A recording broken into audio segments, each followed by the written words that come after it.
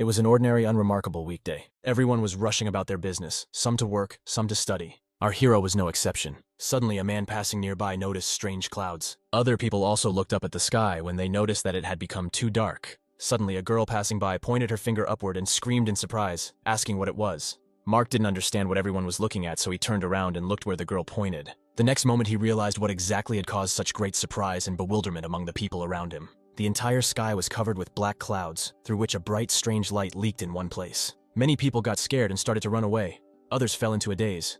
They all thought that the end of the world had come. Suddenly, a strange white vapor descended on the city. Mark became wary when a strange blue ball appeared in front of him, gradually increasing in size. A few moments later, it transformed into something similar to the system window in video games, causing the hero to recoil from it in bewilderment. Looking around, Mark realized that not only he alone saw this, but also others. He decided to touch this window and see what would happen. The inscription that appeared there horrified Mark and others. The system reported that a world of chaos would open very soon. All healthy people between the ages of 15 and 50 from all over the world will be transferred to it. And in this world, you can also find many fierce giant beasts, monsters, or even demons. Although this place is full of murders and all kinds of disasters, there are also many treasures and various opportunities for increasing strength. Thanks to this, in this world you can acquire simply unprecedented strength and even eternal life. But do not forget that here you can lose your life at any moment if you are not careful enough. The next moment, many strange rays shrouded in lightning discharges fell to the ground. People who did not understand anything were trapped inside these rays, which did not allow them to go outside. Someone desperately knocked on the invisible wall, asking what was happening here. But none of those present knew the answer to this question. Some parents were separated from their young children and were in panic. Mark was no exception, and was also enclosed in one of the beams. Suddenly he felt that he was beginning to be pulled somewhere, when he heard a strange voice. He said that this was the only chance to save this world. After which the teleportation was completed, when the hero suddenly found himself in the sky and began to rapidly fall down, an unknown voice greeted him, informing him that the population of each of the villages in this world was 1,000. Looking down, Mark saw many roofs of houses peeking out from under the lush canopies of trees. A few moments later, he was already flying past these very trees, inevitably approaching the ground. Suddenly a crash was heard below him, and he fell into one of the houses. Lying on the wooden floor, the first thought that came to his mind was that this world was not very friendly to its guests. A couple of minutes later, rubbing his bruised back, the guy got up and sat down, leaning against one of the walls. Immediately after this, many notifications appeared in front of him, from which he learned that he was now in the newcomer's house, which no one could enter without Mark's consent. And resting here doubles the rate of restoration of physical strength and energy. When a notification appeared in front of him saying that from now on the tornado screen was available to the hero, he was surprised and assumed that it looked like a game interface. Turning around, he noticed another window displaying his personal information. From there, he learned that he is now at the first level. His combat rating also has 1 star. There are no awakened abilities. As for his physical indicators, his agility is rated at 9 points, strength and endurance at 8, and energy at 28. Mark studied everything carefully, then decided that he should look into the general chat channel and see what other people were writing there. He clicked on the general chat button at the very bottom, and immediately after that, a dialog box appeared in front of him, in which people wrote that, like Mark, they found themselves in houses unfamiliar to them, and did not understand at all what was happening. Many were scared to death and were afraid to even move again. Someone panicked, thinking that they had been abducted by aliens in order to carry out various experiments, and that they would all end. Suddenly, someone wrote in the chat that everyone should calm down, reminding them that the voice they heard earlier said that this place is a heavenly world of chaos, after which the stranger advised everyone to log in and look at information about themselves, and then they will decide how to get out of here. When everyone started comparing their fight ratings, it turned out that everyone had 1 star, until John wrote that he had 2 stars. The rest of the indicators were also much higher than others. He explained this by the fact that he is a boxing fan and trains a lot. Based on what was written in the chat, Mark came to the conclusion that the combat rating depends on all 4 indicators. By increasing them, you can increase your combat rating, thereby increasing the chance of survival in this world. After analyzing the performance of others, it also became clear that the average value of each indicator of an ordinary person is no more than 10 points. The hero's own indicators of strength, agility, and endurance did not even reach 10 points, but his energy indicator was higher than that of the others, and no matter what he influenced, it was definitely to the hero's advantage. Suddenly the dialog box disappeared, and a notification appeared that Mark would now awaken his innate talent based on his 4 stats. The guy couldn't help but be interested in this. The system told him that in this world, innate talents are divided into 9 ranks: F, E, D, C, B, A, S, SS, SSS, respectively. F rank is the weakest, and SSS rank is the strongest. When a window appeared in front of the hero to choose whether he wanted to awaken his talent, he clicked yes without a doubt. The next moment, the space surrounding him changed again. Only now he was not falling anywhere, but was simply hovering in weightlessness. And around there were many blue balls, from afar similar to stars. He looked around trying to figure out what these balls were. Based on his many years of experience reading fantasy novels, Mark came to the conclusion that these balls were somehow related to the awakening of talent. When one of the balls almost flew into him, Mark managed to dodge it at the last moment. He was sure that a strong talent must be contained in a ball with a special color, and he needed to find it. As soon as the hero thought about this, many balls surrounded him. The next moment, another ball flew out of its place and rushed towards Mark. When the ball flew into his stomach, it seemed to the guy that all his insides were about to turn into mush. But a few seconds later, the ball disappeared, and the pain disappeared as suddenly as it had appeared. Before the hero had time to realize what had happened, several dozen more balls began to circle around him and, having come into contact with his body, dissolved into it. When it was over, Mark was breathing heavily. His head was now a complete mess. A system window appeared, congratulating him on awakening the SSS rank talent, Endless Extraction. This talent allowed him to use extraction on any target, receiving a random effect. Mark decided that in the future, he would need to experiment to determine the limits of this talent. A few moments later, the text changed again, and he read that the awakening of the newcomer's talents had been completed. And it also said that 787 people had awakened F-rank talent, and 194 had awakened E-rank talent. After that, the discussion began again in the chat. Mark just read the messages, thinking that most of them had F-rank and E-rank talents, and less than 2% of the people had received a D-rank talent. Only 2 people had awakened a C-rank talent and above, including himself. At that moment, when the hero was thinking about who this second person was and what his rank was, someone named Alexander wrote in the chat that he would awaken a C-rank talent, which was to control magnetic fields. Having learned about this, everyone else began to crowd into Alexander's team, remembering that there must be another person with strong talent. Others suggested that he might even have an S-class, which caused an even more violent reaction in the chat. Mark was sure that if he revealed his rank, not everyone would accept him with open arms or stab him in the back. In this world full of murders, his SSS rank talent is his main trump card in support, so no one should be allowed to know about it. A window appeared, informing them that from now on they could all leave their homes and enter the newcomer's village.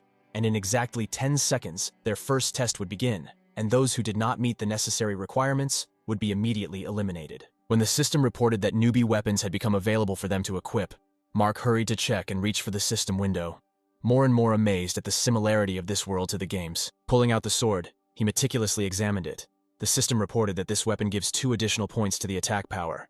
The attack power itself is determined by the strength indicator. Mark decided to test the sword in action and waved it a couple of times in front of him.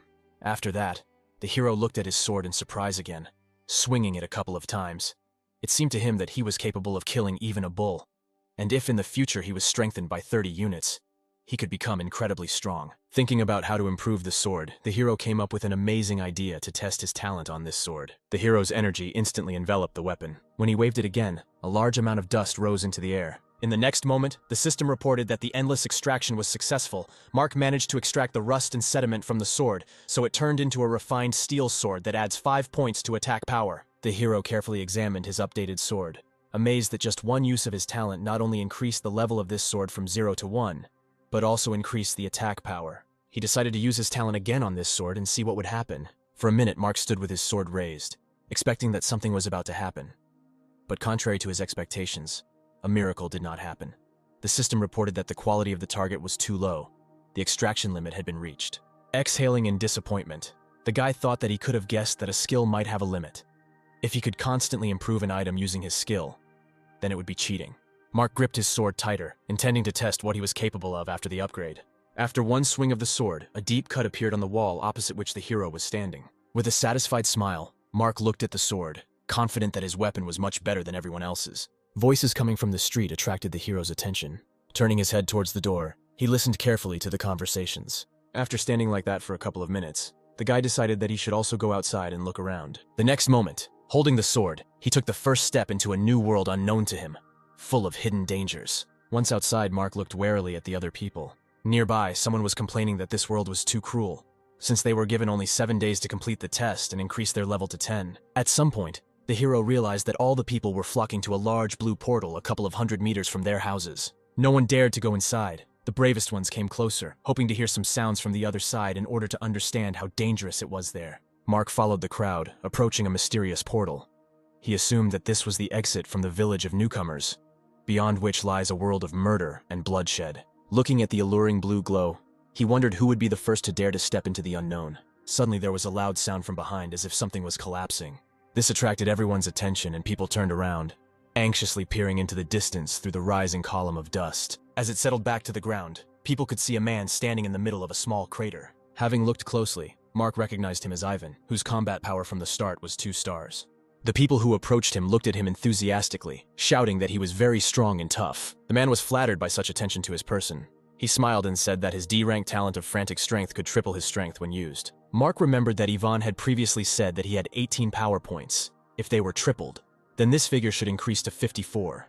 With such abilities, it was not surprising that he was able to destroy the boulder with 1 blow. People continued to approach Ivan, admiring his strength, forgetting about the portal. The man smiled contentedly, listening to their praise in his direction. Remembering all his hard daily training, he thought that in this world all his work would pay off, and he would have the best time of his life here. Suddenly, a boy standing nearby remembered that there was also Alexander here, who had a C-rank skill.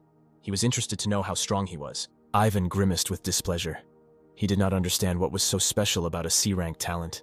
In a world where the fittest survive and the strongest are those who have more brute strength. He raised his hand up, drawing all attention to himself, and asked for a minute of attention. The next moment, he shouted out that he was going to volunteer and go out of the village to see how strong the monsters were outside. Everyone cheerfully supported him, shouting that his courage knew no bounds. Ivan stepped inside the portal without hesitation. Looking at his retreating back, Mark thought that this jock has absolutely no brains. He should not try to lead everyone if he does not have complete confidence that they will be able to survive. Meanwhile, Ivan wandered through the forest located on the other side of the portal. He was sure that this world was ruled by brute force. When he killed the beast, he would return and show everyone who was in charge here. Suddenly he heard some rustling nearby.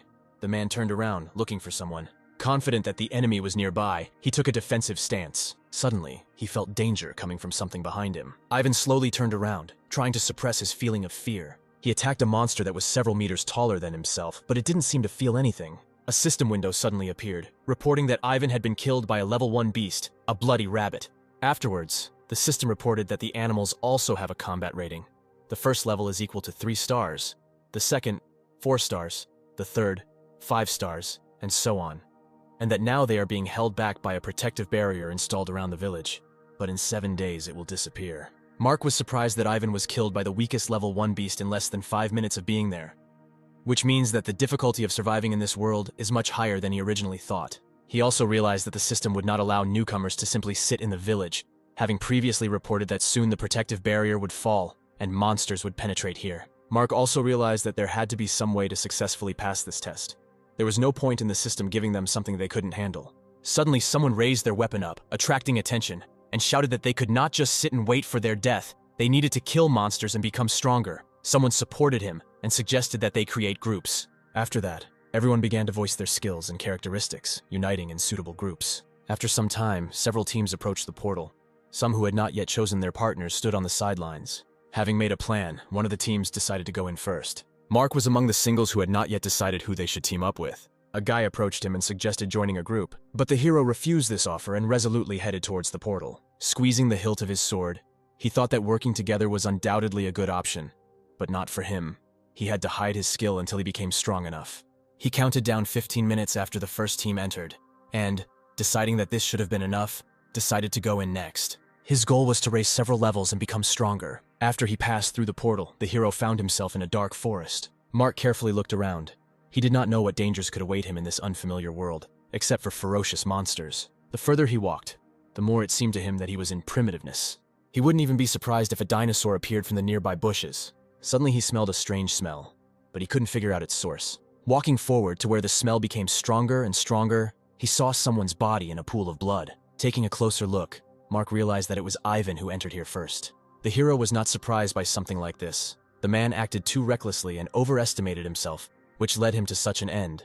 But seeing the corpse made Mark realize that he too could die here at any moment. After standing for a few moments, he turned around and moved on. The hero thought that if he wanted to stay alive, he needed to be extremely careful and increase his strength. Suddenly a thought came to him that made him stop and turn around. Mark approached Ivan's corpse and, squatting down, decided to try to implement the idea that had come to his mind. He placed his hand on the man's stomach and used his extraction talent. A few moments later, a system window appeared in front of him, informing him that the extraction was successful, and now Mark had received a D-rank talent, Violent Power, which couldn't help but make the guy happy. Looking at Ivan's corpse, he thought that if previously his strength increased threefold when using this talent, then his own should now increase from 8 points to 24. Mark smiled at the thought that he could instantly become twice as strong as the average adult. The hero realized why his innate talent had such a high rank. Over time, he would be able to acquire hundreds, no, even thousands of innate talents of other people. He was confident that with all these talents he could reach the very top of human capabilities. Mark looked contemptuously at the corpse of the man lying in front of him. Noticing a sword next to him, he decided to pick it up. By applying extraction to it, the rust was removed from it, and the sword was turned into a refined steel sword. During the short time that Mark spent in the forest, he realized that thanks to his talent, he could get rid of all his weaknesses, becoming the strongest in this world. Having walked a little further, the hero came across the corpse of a giant hare, which killed Ivan. He knelt down next to the dead carcass of the monster and, after carefully examining its wounds, came to the conclusion that the hare could have died from blows to the back after being surrounded. He decided to try using extraction on the monster, when a few moments later, the system reported that he had gained 2 power points as a result of extraction. Mark was pleasantly surprised. Having risen, the satisfied guy thought that if he uses frantic strength, his strength points will increase to 30. And if he meets even more similar monsters, he will receive more strength. The hero tried to use his extraction ability on this hare again, but the system informed him that extraction could only be used once on a target lower than the 20th level. Mark sighed in disappointment and decided that while he still had the opportunity, he should look for other corpses and use his talent on them. Remembering the group that had entered here earlier, the hero assumed that they should have already killed several monsters along the way, and if he simply followed them, he would find more corpses. Looking carefully at his feet, he found the path that had the most tracks. Sometime later, he suddenly stopped when the system reported that one of the newcomers had been killed by a level 1 rodent. Mark was wary of this information. He remembered that this person was in the group, in whose footsteps he was now following. At that moment, he remembered that when he applied the extraction to Ivan's corpse, he received his talent, and the rabbit gave him 2 strength points. This made him think that level 1 beasts were too weak. They had absolutely no innate talents and relied on brute force, so he only managed to gain a few stat points. When he thought that it would be better for him to find the corpse of a murdered person and gain another talent, an idea came to his mind. A couple of moments later, he climbed onto one of the branches of a tall tree. Mark looked around, not entirely sure where exactly the group had gone. After standing like this for several minutes, the hero decided to stick to the path he had walked along earlier. When the system again reported that another member of the group had been killed by a rodent, Mark was perplexed. Despite doubts and fear, he decided to continue his journey. Suddenly, he heard the roar of a beast coming from somewhere ahead. Mark no longer doubted the chosen direction and resolutely jumped down, thinking that if he wants to become stronger and survive in this world, then he should take a risk and look fear in the face. A few seconds later, the hero landed successfully. Soon the forest ended, and Mark was making his way through the thick field grass. He constantly reminded himself that this world was dangerous. If he stumbled even once, he would no longer live. Therefore, he tried to move so as not to attract unnecessary attention from the monster, if he was still somewhere nearby. Suddenly, he smelled a faint smell of blood. The further he walked, the stronger the smell became. Mark decided that he was almost there, and decided that he should stop and take a closer look. A few meters ahead, he saw the body of a dead man and assumed that he was the first victim of the rodent. A little further away, the hero noticed a dead girl. Mark understood that the monster that killed them was still somewhere nearby, and it was not worth sticking out of its hiding spot yet. The next moment he noticed something that shocked him. Ahead lay a rodent of the first level, the size of which was in no way inferior to that huge hare. Mark smiled faintly, thinking that this was the right opportunity. Normally, he is no match for a 3-star monster, but now he is seriously injured and his legs are broken. The hero was sure that in this state it would not be difficult to kill him. Approaching a little closer, he jumped out of his hiding place and, activating Violent Power, raised one of the swords above his head. The rodent heard a rustling behind him and turned towards Mark. The next moment, the monster raised one of its clawed paws towards the approaching guy. Mark quickly reacted and threw one of his swords at him. The rodent was pinned to the ground in the blink of an eye. Having landed on the monster's carcass, the hero forcefully drove the sword blade deeper into its body. The rodent let out a furious roar. However, Mark was not going to stop there. Gathering strength in his fist, he punched the monster in the face. Jumping off his body, the hero exhaled tiredly, noting that he had underestimated this wounded rodent. The idea of sneaking up on him turned out to be much more dangerous than he had imagined. Suddenly, Mark noticed that a strange blue vapor began to emanate from the monster's body. He froze warily, not understanding what was happening. The next moment, this steam enveloped his hand, and the system reported that for killing a level 1 rodent, Mark received 30 energy points. After that, a window with his characteristics appeared in front of him. Having carefully studied the information, he noticed that not only his strength indicator had changed, but the status of his first level had changed from 0 out of 100 points to 30 out of 100. When the window disappeared, the hero approached the rodent, taking out his sword from its carcass. He thought that a good start had already been made towards increasing his strength. He then used extraction on the monster. The extraction was successful, and the system reported that the hero received 2 agility points. Mark noticed that the attribute points received from first-level monsters were too small, and he needed to look for monsters at a higher level. Remembering why he came here in the first place, the guy headed towards the dead bodies of the newcomers from his village. After applying the extraction to the man, Mark received an F-rank talent, an enhanced sense of smell. Although it was a low-rank talent, thanks to it the hero would be able to find corpses much faster. After thinking a little, he pulled off the man's apron. To his surprise, the apron slid off the corpse quite easily. Mark spread it on the ground, thinking that the acquired talent would also help him smell monsters in advance and avoid danger. When everything was ready, he placed his swords on the apron folded on the ground. Then he used extraction. The system reported successfully removing rust and sediment from the short sword, causing it to be transformed into a purified steel sword. Mark wrapped his swords in cloth and rose from his knees. Then he threw the weapon behind his back, tying the laces of his apron together to a knot on his chest. After looking around, he activated his sense of smell enhancement talent. Immediately afterwards, his nose was filled with a variety of different smells. At some point, he felt an admixture of something nasty. He took a deeper breath, trying to catch the smell, and he succeeded. A strong stench seemed to fill the entire surrounding space. Mark deactivated this ability and immediately covered his mouth with his hand, fighting the urge to vomit. He stood there for several seconds and then decided that he needed to relax as much as possible and get used to it, learning to distinguish each smell. The hero again used the talent he had received and tried to relax as much as possible, focusing only on the smells around him. At some point, he felt a very light, pleasant aroma. When he tried to understand what it was, this aroma was mixed with another, sharper and stronger one. Mark realized that it was dirt. A few moments later, he managed to catch that pleasant aroma again, and the hero guessed that it was the aroma of flowers. Suddenly, he smelled several other aromas, but the guy could not understand what they were. The next moment, he heard people screaming in the distance. Mark realized that someone was approaching here. At the same time, Nico was trying his best to escape from the angry giant rodent, which was chasing him at incredible speed. Suddenly, the monster jumped straight at the guy, shrouding its claws in electricity. Nico got lucky and the claws landed on his side, digging deep into the ground, causing the guy to fly into the air. The man sitting in ambush shouted for everyone to attack. After that, several people jumped out of the tall grass, raising their swords above their heads. A few moments later, the rodent fell dead, after which the system reported that the group received 30 energy points for killing it. Looking at the dead carcass in front of him, Douglas said that their group was unlucky to come across 2 rodents at once and lose several members of their group. One of the guys took out his anger by slashing the dead body of the monster several times, which is why Douglas looked at him displeasedly and said that they should hurry up and finish off the other wounded rodent. After his words, everyone hurried after their leader. Our hero was sitting nearby all this time, hiding in the grass, overhearing their conversation. He realized that the 2 killed on whom he used the extraction were their comrades. Based on this assumption, it was not difficult to guess that the rodent he killed belonged to them. So Mark decided that he should get out of here as quickly as possible before he got into trouble. The next moment, he activated his speed enhancement talent. The hero mentally apologized to those guys and rushed in the opposite direction with amazing speed. Thus, for several hours, he wandered around, assessing the situation on this plane of newcomers. From what he saw, he noted that in addition to the giant rodent and the bloody rabbit, there were other types of first-level beasts here, such as the plain wolf, the rabid boar, and the poisonous snake of the 9 rings.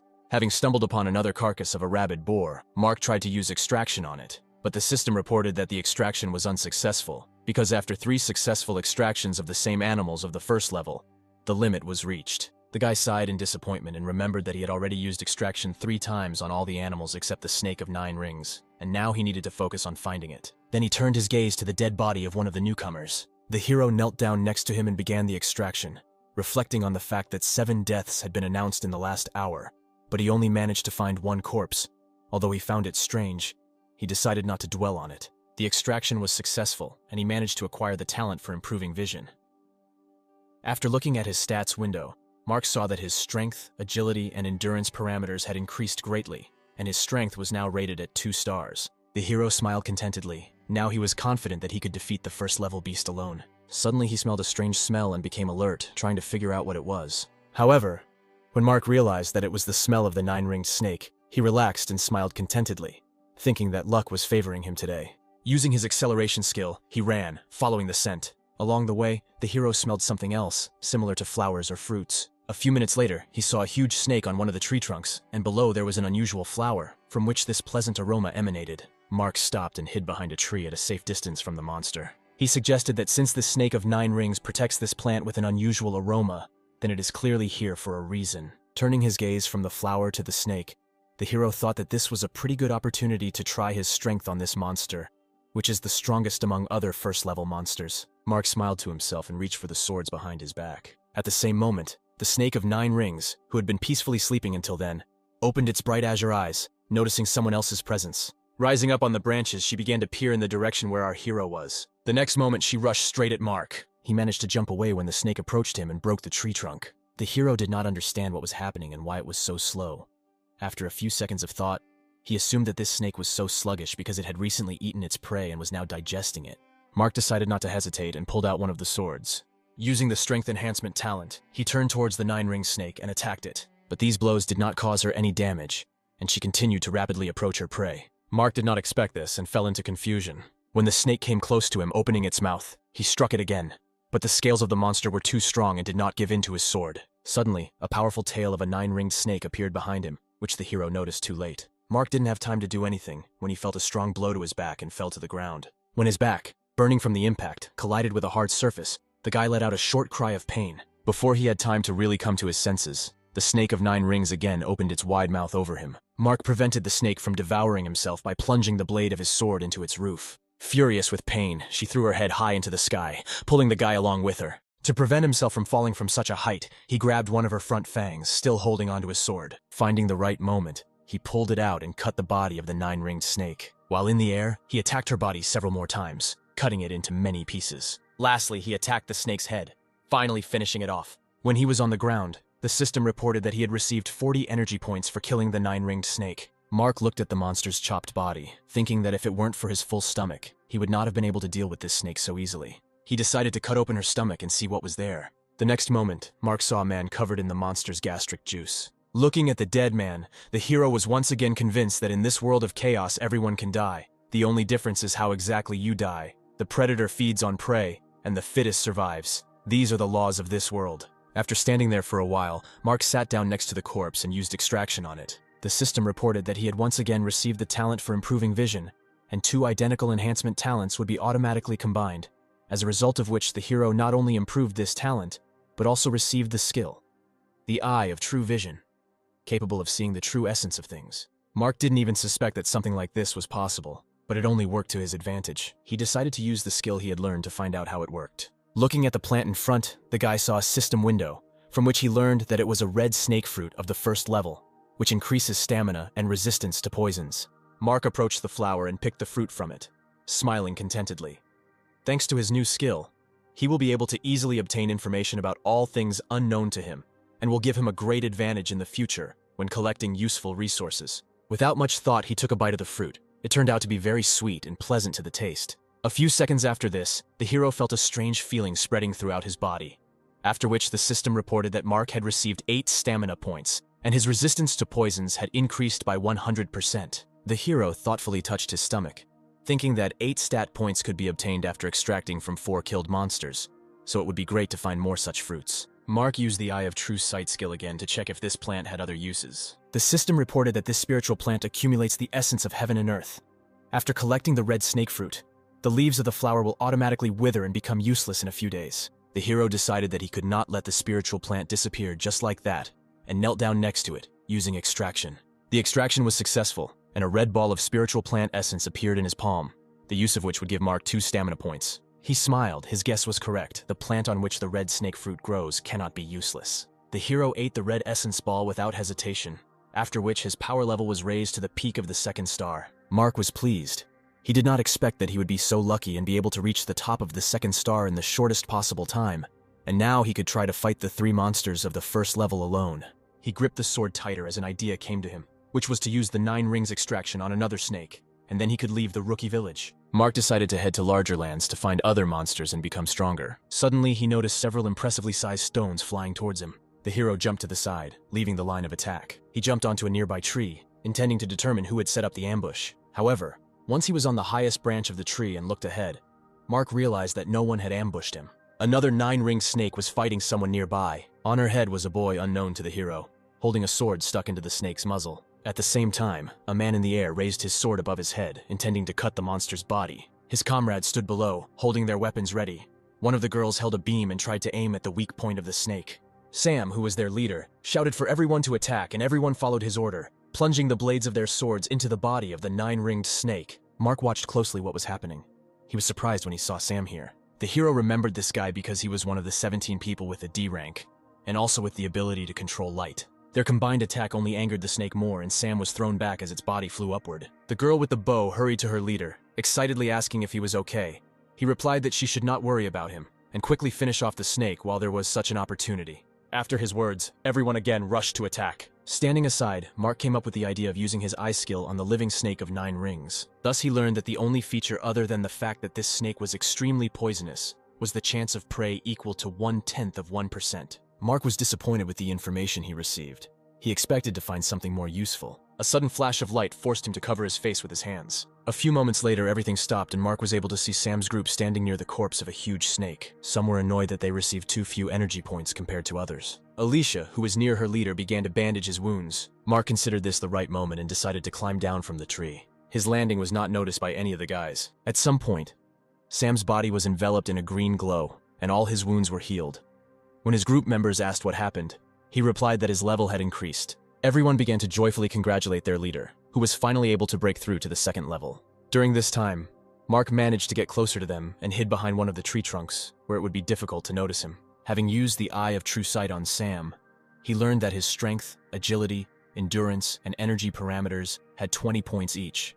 So he assumed that, combined with his D-rank talent, his overall strength barely reached 3 stars. Even though the hero has not yet reached the 2nd level, his combat strength is at the peak of 2 stars, and considering all his talents, his overall strength should be somewhere at the level of 4 stars. Based on this, Mark was confident that he could easily defeat Sam with the 2nd level, being at the 1st. George, the youngest of them, proposed to avenge their dead comrade, who was still in the stomach of another snake of 9 rings. When Sam asked what exactly happened to Pierre, the boy replied that they were scouting the area together and came across 2 snakes of 9 rings. They immediately rushed to run, but Pierre tripped and fell, because of which he was swallowed by the snake, and George managed to escape from for the talent of increasing speed. After listening to his story, Sam changed his face and took a step forward, saying that they would definitely avenge their dead comrade. Mark became wary when he realized that these guys intended to find the snake he had just killed, and decided that it was better for him to sneak out of here on the sly. Walking close to the tree where the hero was hiding, Alicia heard a strange rustling sound,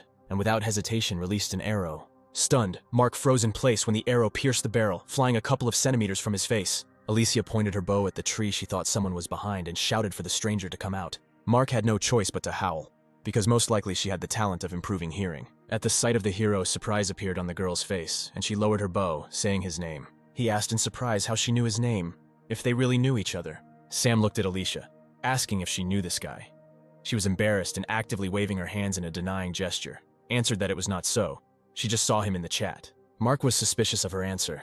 There were about 1,000 people in the chat, and you need to have a phenomenal memory for her to remember it. He stood and waited for them to leave so that he could apply the extraction of 9 rings on the corpse of the snake. However, to his displeasure, these guys were in no hurry to leave. Alicia broke the long silence between them, asking the leader if Mark could join them.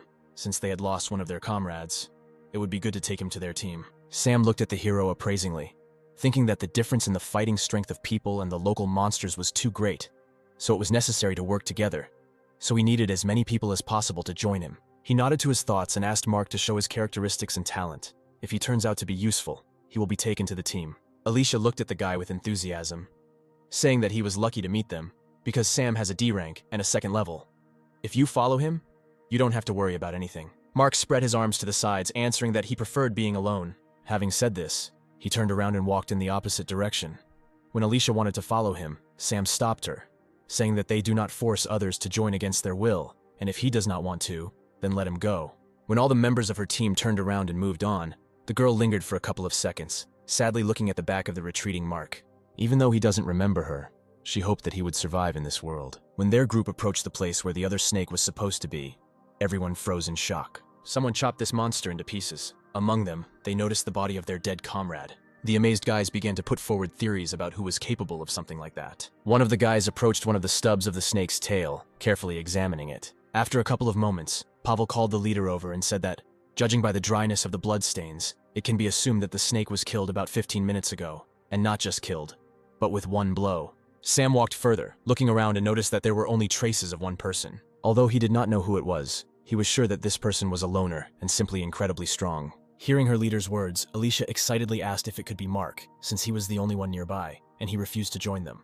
Sam did not have time to answer anything, because at that moment, a system window appeared, informing him that someone had already reached the 3rd level, and the top 100 rating by level was now available. When he saw that Mark had only the 1st level and was in 47th place, he thought disappointedly that they had made a mistake in their assumptions earlier, and he could not kill this monster alone. The hero himself was also disappointed that he was only in 47th place. Stretching, he looked at the leaders in the table and saw that 8 people had already received the 2nd level and 1/3. He also needed to push. Since the extraction of 1st level monsters had reached the limit, it was time to go hunting.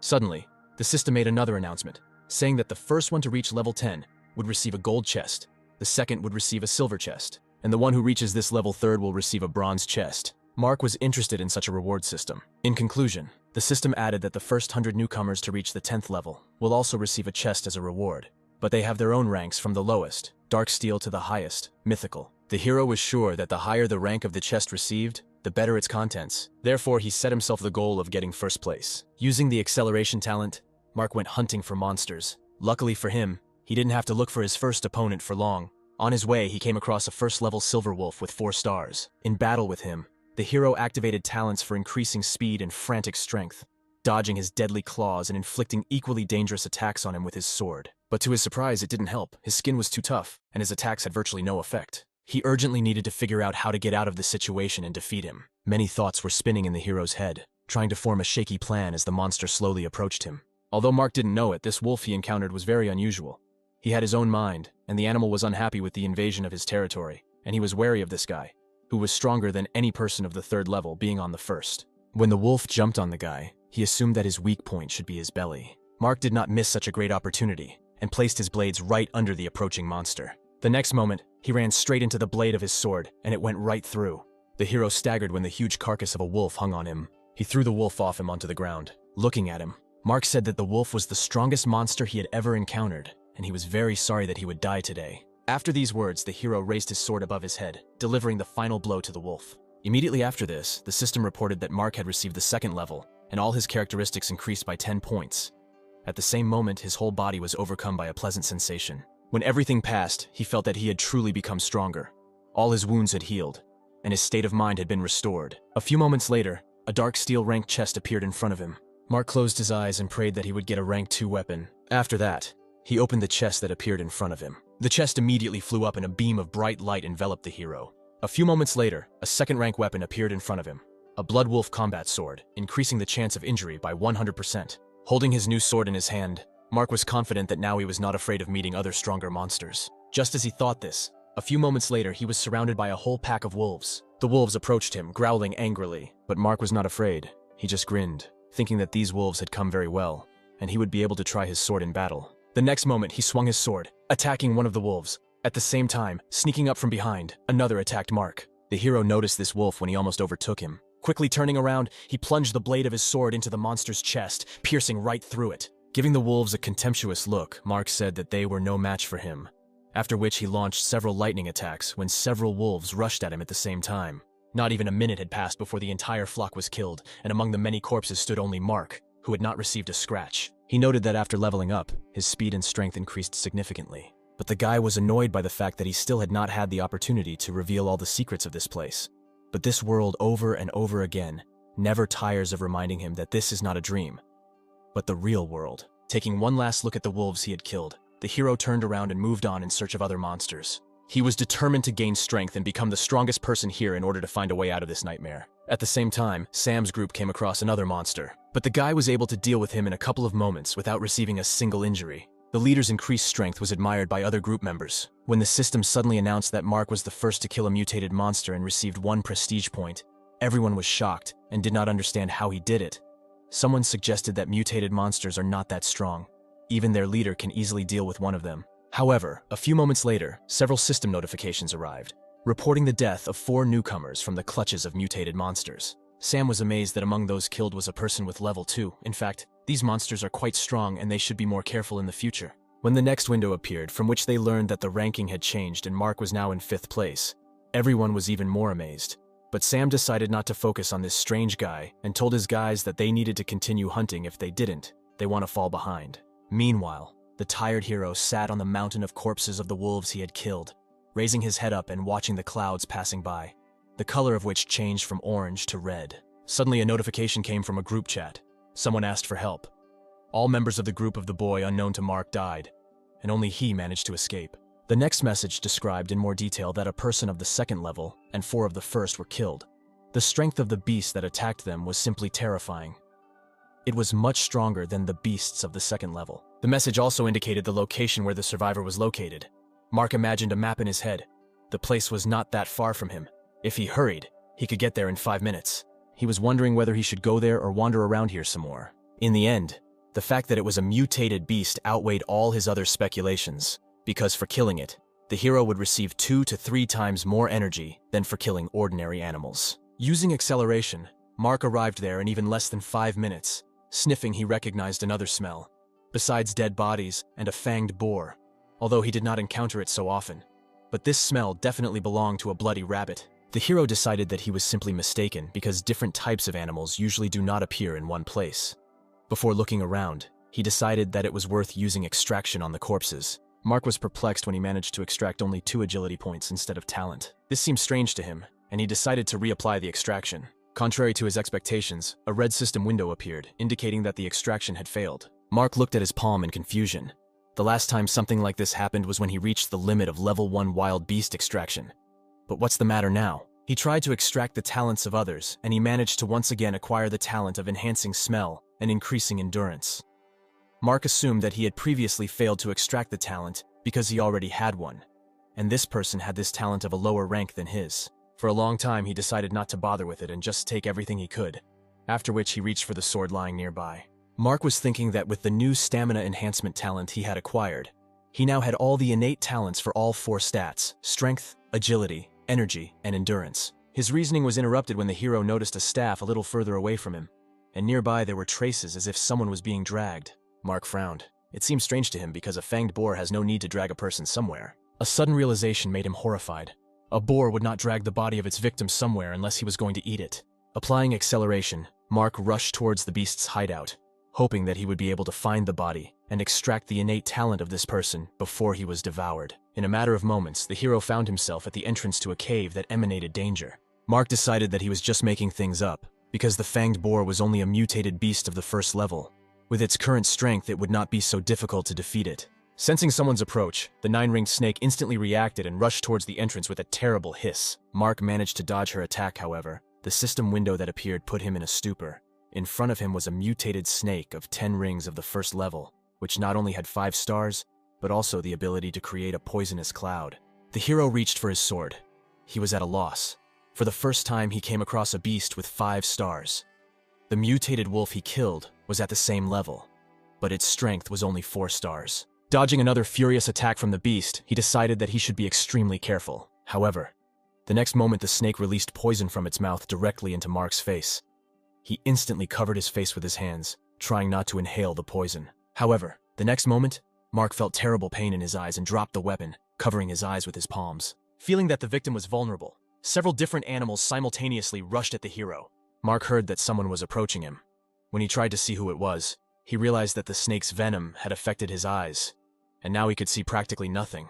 The next moment, a strong roar was heard from the cave. The hero was unable to repel the attack and flew into the wall. The situation in which he found himself was taking a very deplorable turn, randomly waving his sword in front of him. Mark shouted that even if he couldn't see, he would never die here. At the same moment, somewhere ahead, he heard someone's carcass fall to the floor. When one of the animals let out an enraged roar and ran towards Mark, the guy activated his sense of smell enhancement talent and jumped forward. Thus, he managed to kill the fanged boar and the bloody rabbit blindly, while the rodent was able to escape without being noticed. Mark tried to locate another monster, relying only on his sense of smell and hearing.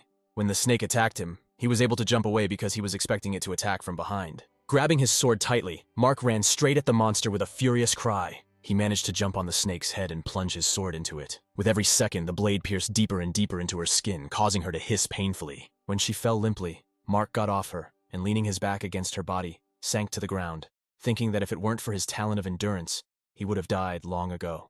The hero's eyes began to close from fatigue, and the guy himself began to feel sleepy, although he understood that it was dangerous to fall asleep here, but he no longer had the strength to resist. However, the next moment his strength began to return and his vision began to recover.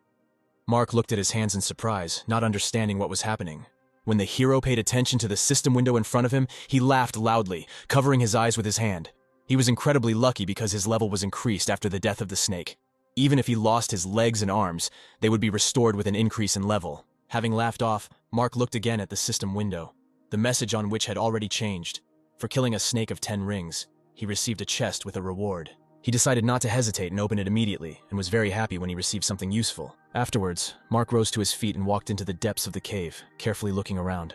A few minutes later, he came across a spatial gate. As he approached them, he had a hunch that all those monsters he encountered here came from this portal. After some hesitation, Mark went inside, confident that with his current strength, he no longer needed to fear surprise attacks from the monsters here. As soon as he found himself on the other side of the portal, he saw in front of him many different plants that grew directly from the stone. Using the eye of true sight, Mark learned that these were all first-level spirit plants. Suddenly he felt a terrible pressure. Looking in the other direction, the guy tried to determine the source of this strange force, and saw several monsters and a dead man surrounded by them. The system reported that he had entered another dimension. Mark was attracted by a strange monster sitting on a mountain of bones. Using the eye of true vision on it, he saw that this monster was of the 4th level and had a combat strength of 6 stars. The hero was surprised. He had never met a monster with 6 stars before.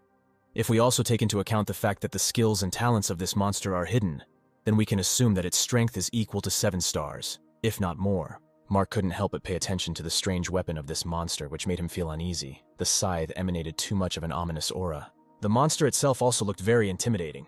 The hero decided that it was better for him to leave here as quickly as possible and return when he became a little stronger, because now he definitely would not be able to withstand a battle against him. However, before he had time to take even a step, he again felt this pressure, not allowing him to take even a step. Siegfried noticed Mark, and pointing at him, said that since he had come, he should stay. His body would be used by the monster for rebirth. At the same moment, the animals surrounding him simultaneously rushed at the guy. The hero reached for his sword, realizing that he had no other choice to get out of here alive. When the chains released by the monster attacked Mark, he managed to jump away, avoiding the blow. But the chains continued to pursue the guy. No matter how much he dodged them, the hero assumed that they were the skill of that monster. At some point, attacks from animals also connected to the chains, which made it more difficult to avoid attacks from several sides at once. During one of these moments, Mark was too distracted by the beasts and fell into the grip of the monster's chains. He tried to free himself from the grip, but the chains only tightened on his body, not even allowing him to move again. Siegfried smiled contentedly and said that these animals are too stupid and can only drag him a couple of corpses, but not a living person. So all this time he supported his body, counting only on the blood of corpses. But today a miracle happened, and he can finally to be reborn in a living body. After his words, the animals rushed at Mark, suspended in the air. Looking at the predators approaching him, the hero was sure that if he did not free himself from these chains now, he would definitely die. Using his talent of frantic power, he managed to break the chains that bound him, throwing the monsters back. After which he rushed towards the monster, causing him surprise. Usually the mind of people from the small world was at the level of 30 points. But this guy somehow managed to get out of his mind control. When Mark jumped on him, raising his sword above his head, the monster continued to sit calmly on a pile of human bones. The next moment, many sharp needles pierced the guy's body right through. Fairly battered, he sank to the ground, limply lowering his sword. Siegfried smiled and said smugly that no person could resist his ability to penetrate the mind. When he said that Mark would be honored to give his body to him, the guy just grinned. Looking up at Siegfried, he replied that this would not happen, after which he told the system to add all his stat points to his mind. The monster's smile became even wider, and he said that he would throw his soul into the flames of hell, tearing it into small pieces and turning it into ashes. Throwing the hero into the wall with all his strength, Siegfried ordered the fanged boar to kill this boy. Although the monster could not see Mark because of the rising clouds of dust, he felt that his mind had become stronger. The hero managed to hold off the attack of the beast with the help of a storage ring, which he received as a reward for defeating the snake of 10 rings, from which he can get his weapon. Suddenly, he felt someone else's influence on his own consciousness.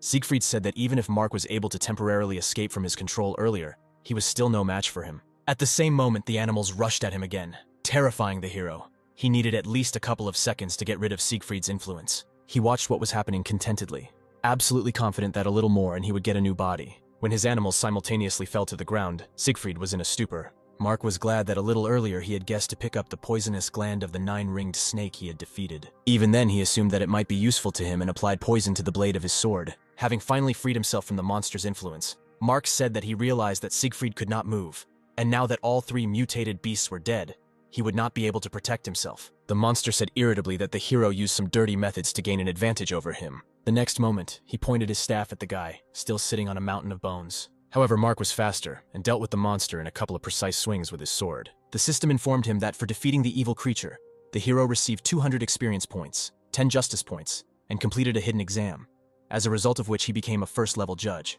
The guy was surprised to receive so many bonuses when he wondered what the title of judge allowed him. The system explained that he could kill evil beings and those who violated the rules of the gods. This calling is available to only 1 out of a billion people. The next moment the text changed, and the hero learned that he had acquired a new skill, taming animals. Noticing a strange glow from the side, he turned around and saw some object come out of Siegfried's body. Mark took it without hesitation, rejoicing that he was able to acquire such a useful skill. With it, he will even be able to order animals to hunt other animals, which will greatly simplify the collection of experience. When he tried to activate the skill, the system reported that the necessary conditions were not met.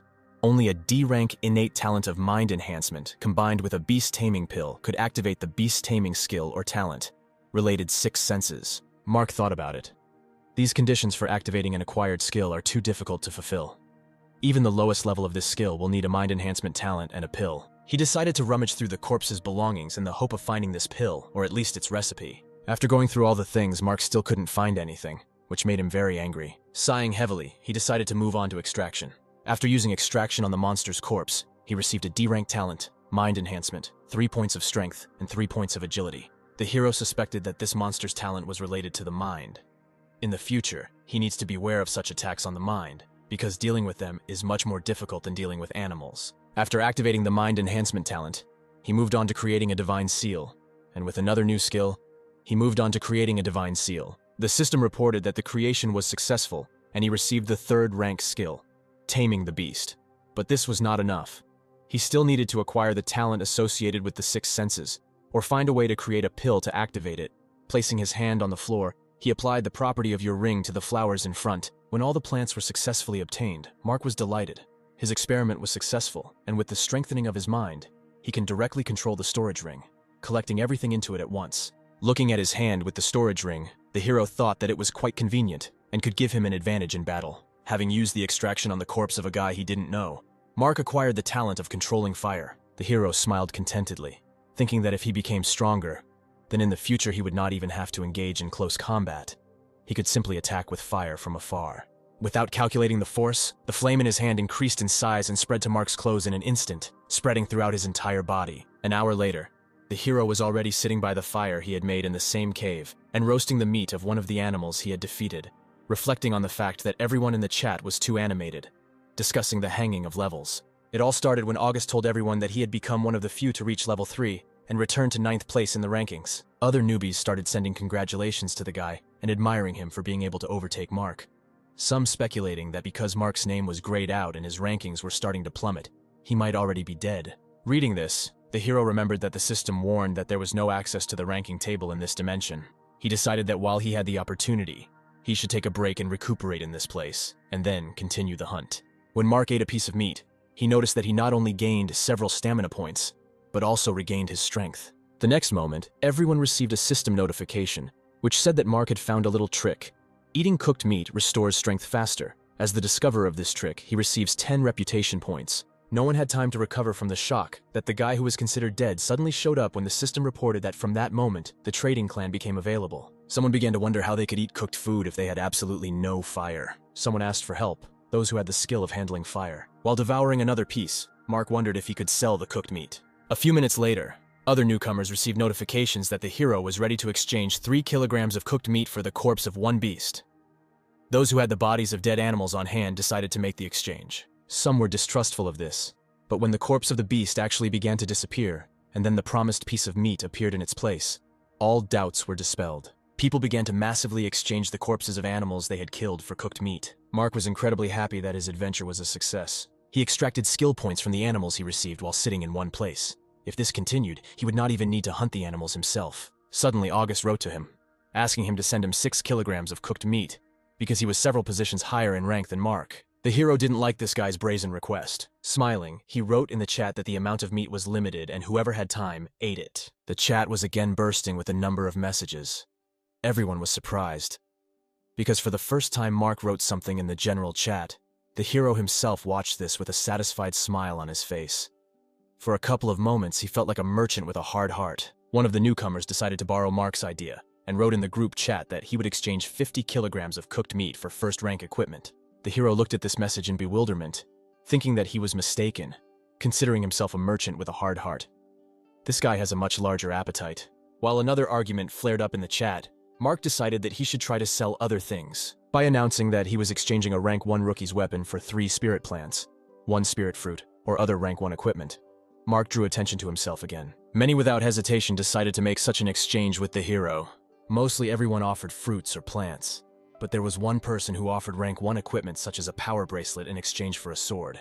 Having put it on, Mark received 7 additional strength points, which made the guy very happy, because among all the characteristics, his strength was the lowest. Suddenly, a strong explosion occurred in one of the newcomers' villages, covering a fairly large area. The system reported that village number 137 placed a bet on newcomer village 911, to which Mark belonged, which made it possible to bet on resources. The village whose newcomer would be the first to reach level 5 would be the winner. The hero did not understand what was motivating the guys from another village, because the risk of losing half of their resources and 20 stat points was too high, even if they promised 50 stat points and a chest as a reward. Afterwards, the system announced that the ratings of these villages would be hidden for a while, and the chat channel would be merged into one. Many were unhappy with what the 113th village was doing, because losing half of the resources would lead to a decrease in the rate of leveling up, and they would not be able to pass the test for beginners. Suddenly, one new person joined their chat. Introducing himself as Baron Edward, he said that he was on the 4th level and, as a noble member of the Blood Tribe, would lead them to victory.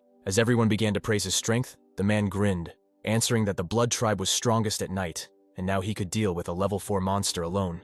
Mark's face showed horror when he saw this message. He had no doubt that this man was a vampire. He could not even imagine that there could be other races here. The hero decided to calmly think about everything. He knew that everyone in his village was from the country of the Blue Star Dragon, which means that in this world, residents of certain countries were deliberately gathered in each village, but the reason was unknown. Having created a flame in his hand, Mark was worried that the conflict emerging between the villages could mark the beginning of a conflict between countries or continents in his real world in the future. Clenching his fist, he decided that none of this mattered for now. The most important thing right now was winning the resource bid. He needed to reach level 5 faster than Edward, so he should start killing monsters in the higher level hunting zones. Having escaped from another dimension, Mark used the talents of improving vision, speed, and smell, and went hunting, rejoicing that with the help of his talent, he could see at night, as well as in the morning. At the very beginning, the system rewarded everyone with a map showing the places of the highest activity of animals, which allowed the hero until that moment to move faster and more accurately to different zones. Now he decided to head to the 4th level beast zone. Thanks to his high speed of movement, he moved between animals with lightning speed, delivering accurate and deadly blows with his sword. One of the animals that Mark was rushing past was able to notice him and rushed at the guy. The hero looked at him in surprise, not expecting something like that. A couple of quick swings of the sword and another beast was defeated. Having used the eye on it, Mark learned that it was a 5th level golden-eyed half-tiger. The guy approached him, carefully examining the dead body of the beast, noting that he was lucky that this half-tiger had only the 5th level, because his heightened sense of smell did not work, and if it had been someone stronger, he could have had problems. Taking the clawed paw and meticulously examining it, Mark thought that for the first time he was meeting an animal that was half-human, and assumed that animals above the 5th level gradually acquire human features and are no longer ordinary animals. While examining the corpse, the hero suddenly felt a familiar smell. Peering into the distance, he tried to remember where he had encountered this smell before, until he remembered that a spiritual fruit guarded by a snake of 9 rings had a similar aroma. If he follows the trail of this smell, he will reach the 6th level beast zone, although their level will be higher. But this also applies to spiritual fruits, especially since he will be able to test his guess about the half-beasts. A few minutes later, he found himself in the level 6 beast zone and almost immediately came across a huge 3-headed beast guarding a spiritual flower. Using the eye of true sight, Mark realized that he had serious problems. This beast was the king of bears, whose strength was 12 stars, also had the talents of enhancing endurance, strengthening blood vessels, and an insane thirst for blood. Having studied the information about him, the hero was sure that it would be very difficult to defeat this bear. but he had no other choice but to take risks if he wanted to be the first to get the 5th level. Gathering his strength, Mark attacked the beast. He instantly woke up, sensing a threat, and attacked the hero with his large clawed paw, growling menacingly. The guy, who did not expect this, flew several meters away and fell to the ground, hitting his back hard on a hard surface. The angry Bear King slowly approached Mark. Clearing his throat, the hero realized that he had acted too carelessly and had not even thought that this beast could be so fast, given its considerable size. Stopping near him, the bear attracted Mark's attention by speaking. All 3 heads simultaneously said that they didn't want to waste time on him, and he should just leave. Today they would be generous and spare the life of the reckless kid. Mark rose to his feet and put his sword in front of him, answering that it was better for the beast to leave if it did not want to die by his hand. After the hero's words, the heads simultaneously let out a furious roar, after which one of them said that he would tear Mark into pieces. The next moment, the bear attacked the hero with its powerful paw. The hero realized that he could not hold back this attack. Therefore, the next moment he jumped up, avoiding the blow. Noticing that its prey had soared upward, the beast raised its head in bewilderment. Mark wanted to use a surprise attack to get rid of one of his opponent's heads. One of the heads realized the hero's plan late. Turning around and snarling furiously, she threw Mark away. He did not have time to evade the paw of the beast and was hit. The beast growled furiously, cursing all the pathetic people. Rising to his feet, Mark realized with horror that this bear's neck was much stronger than he had imagined. Even if he used all his strength, he could only chop off one head at a time. Suddenly, the beast's heads emitted a long, loud roar, and a strange glow enveloped its body. The system informed Mark that the Bear King had gone into a rage that lasted 10 minutes. The hero decided not to hesitate and jumped into the air before his opponent took active action. At the same moment, the ground under the powerful body of the Bear King began to crack. Mark raised his blade above his head, praying to all the gods that his plan would work. However, his pleas had no effect, because in this state the beast's defense became much stronger, and he could not even scratch it. The bear didn't hesitate either and raised his paw over Mark. Grabbing him by the collar of his shirt, the beast made sure that the guy could not dodge his next attack. When the hero turned around, he was horrified to see a wide-open mouth approaching him. One of the heads shouted that Mark would pay for daring to anger him. Pulling himself together, the hero created fire and wrapped his sword in it, after which he attacked the beast. He was unable to dodge and looked at the flames in horror. A few seconds later, the bear fell to the ground dead. Mark breathed a sigh of relief, glad that it was finally over. As he sheathed his sword, he thought that fighting the Bear King was much more difficult than fighting ordinary mutated beasts. Approaching the body of the bear, the hero suddenly stopped a couple of steps away from it, realizing that the system had not yet announced the death of this beast. The guess that the king of the bears had not yet died instantly came to Mark. Sensing danger from behind, he miraculously dodged. The next moment, he cut off the last of the monster's heads, engulfing his sword in flames. As a reward for killing the Bear King, Mark received 500 experience points and a bronze treasure chest. He decided to immediately open the chest, and the next moment the system reported that he had received a second-level item, the Bear King's Battle Armor, which adds 25 additional points to defense, 100% resistance to fire and cold. Touching the sword, he moved it inside the ring. When Mark applied the extraction to the slain monster, he received the E-Rank Blood Evolution talent. It awakens the power of blood, increasing strength, speed, and defense by 30%. And it can also be combined with the blood of gods or the blood of demons to facilitate awakening. Mark glanced at the dragon blood spiritual plant growing nearby, thinking that its fruits would also be able to increase his strength. However, when he ate the fruit, his whole body was in pain. When he heard a voice behind him, his eyes widened in surprise. The dragon standing behind him asked how such a weak little man dared to come here. He grabbed Mark in one of his scaly paws and lifted him high off the ground. The hero couldn't help but cry out in pain as the dragon clenched its paw. He was sure that this was just a hallucination caused by the eaten fruit. Mark bit the monster's paw. He couldn't let some hallucination get the better of him. The dragon shouted at the guy to stop because he was a real dragon and could teach him the secrets of dragons. But the hero did not listen to him, continuing to devour the dragon's flesh. A few minutes later, the dragon disappeared, and the system reported that Mark had successfully used the dragon blood fruit, and his 1/10% of his blood had evolved into true dragon blood. Lying near the tree trunk, the satisfied hero studied the information window of his characteristics and abilities. His strength had already reached 115 points, agility 121, and endurance 122.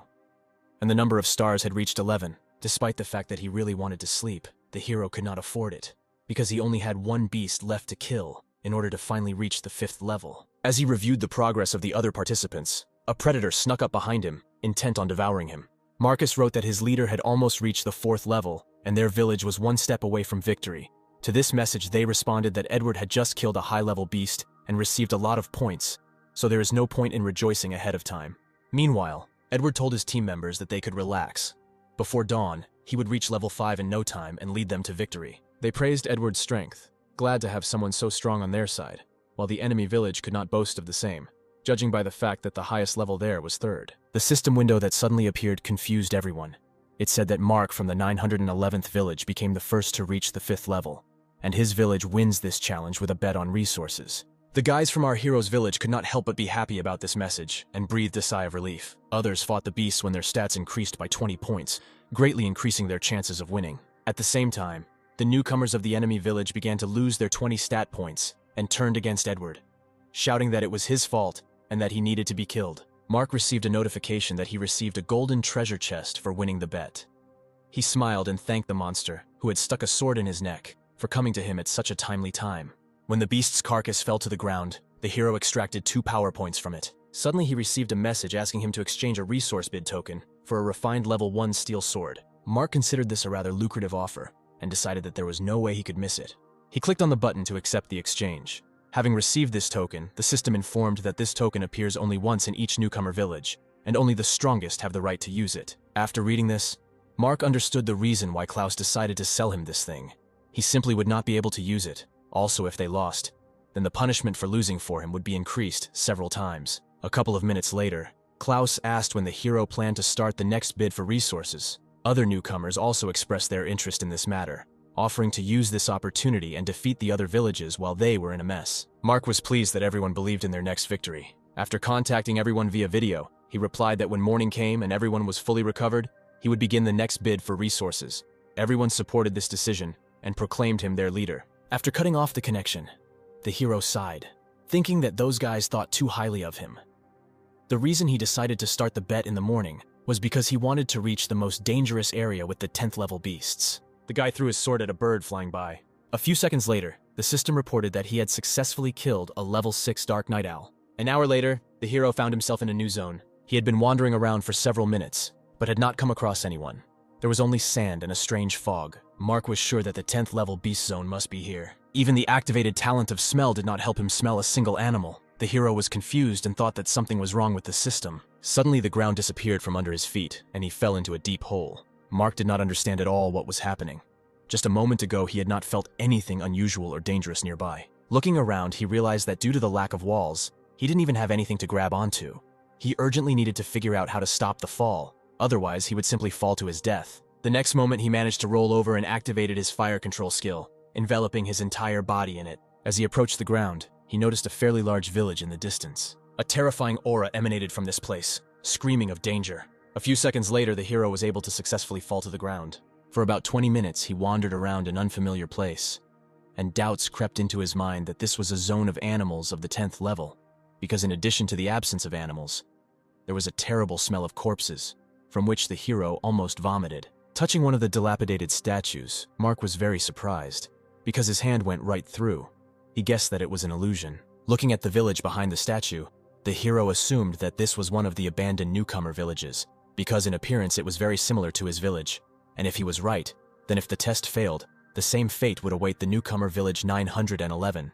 Mark believed that it was too cruel to give every person the opportunity to level up and gain power, but if someone lags behind, then a sad fate awaits them. Suddenly, armed animals walked through the wall of illusion. One of the dogs said that they are soldiers guarding this place, and it doesn't matter whether it's a man or an animal, but whoever comes here will face only one fate: to be killed. The other guards standing behind him gave Mark a death glare as they clenched their spears. Using the eye of true vision, the hero learned that the animals standing in front of him were creatures of evil, hellish soldiers whose level was much higher than 15, and when defeating them, there was a chance of dropping a treasure chest. Mark had absolutely no idea how to escape from this strange place, so he could only fight them and took out a 4th level blade obtained from a silver level chest. He hoped that this weapon would give him strength and help him cope with these beasts. The dog that had spoken to him earlier rushed to attack. The attack inflicted by the beast was very strong and hit one of the nearby dilapidated houses.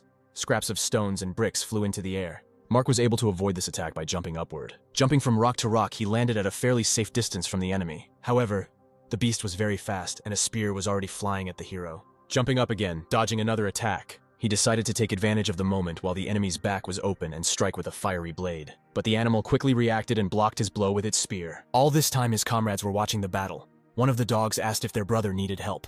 The other dog replied that he should take a closer look at what was happening.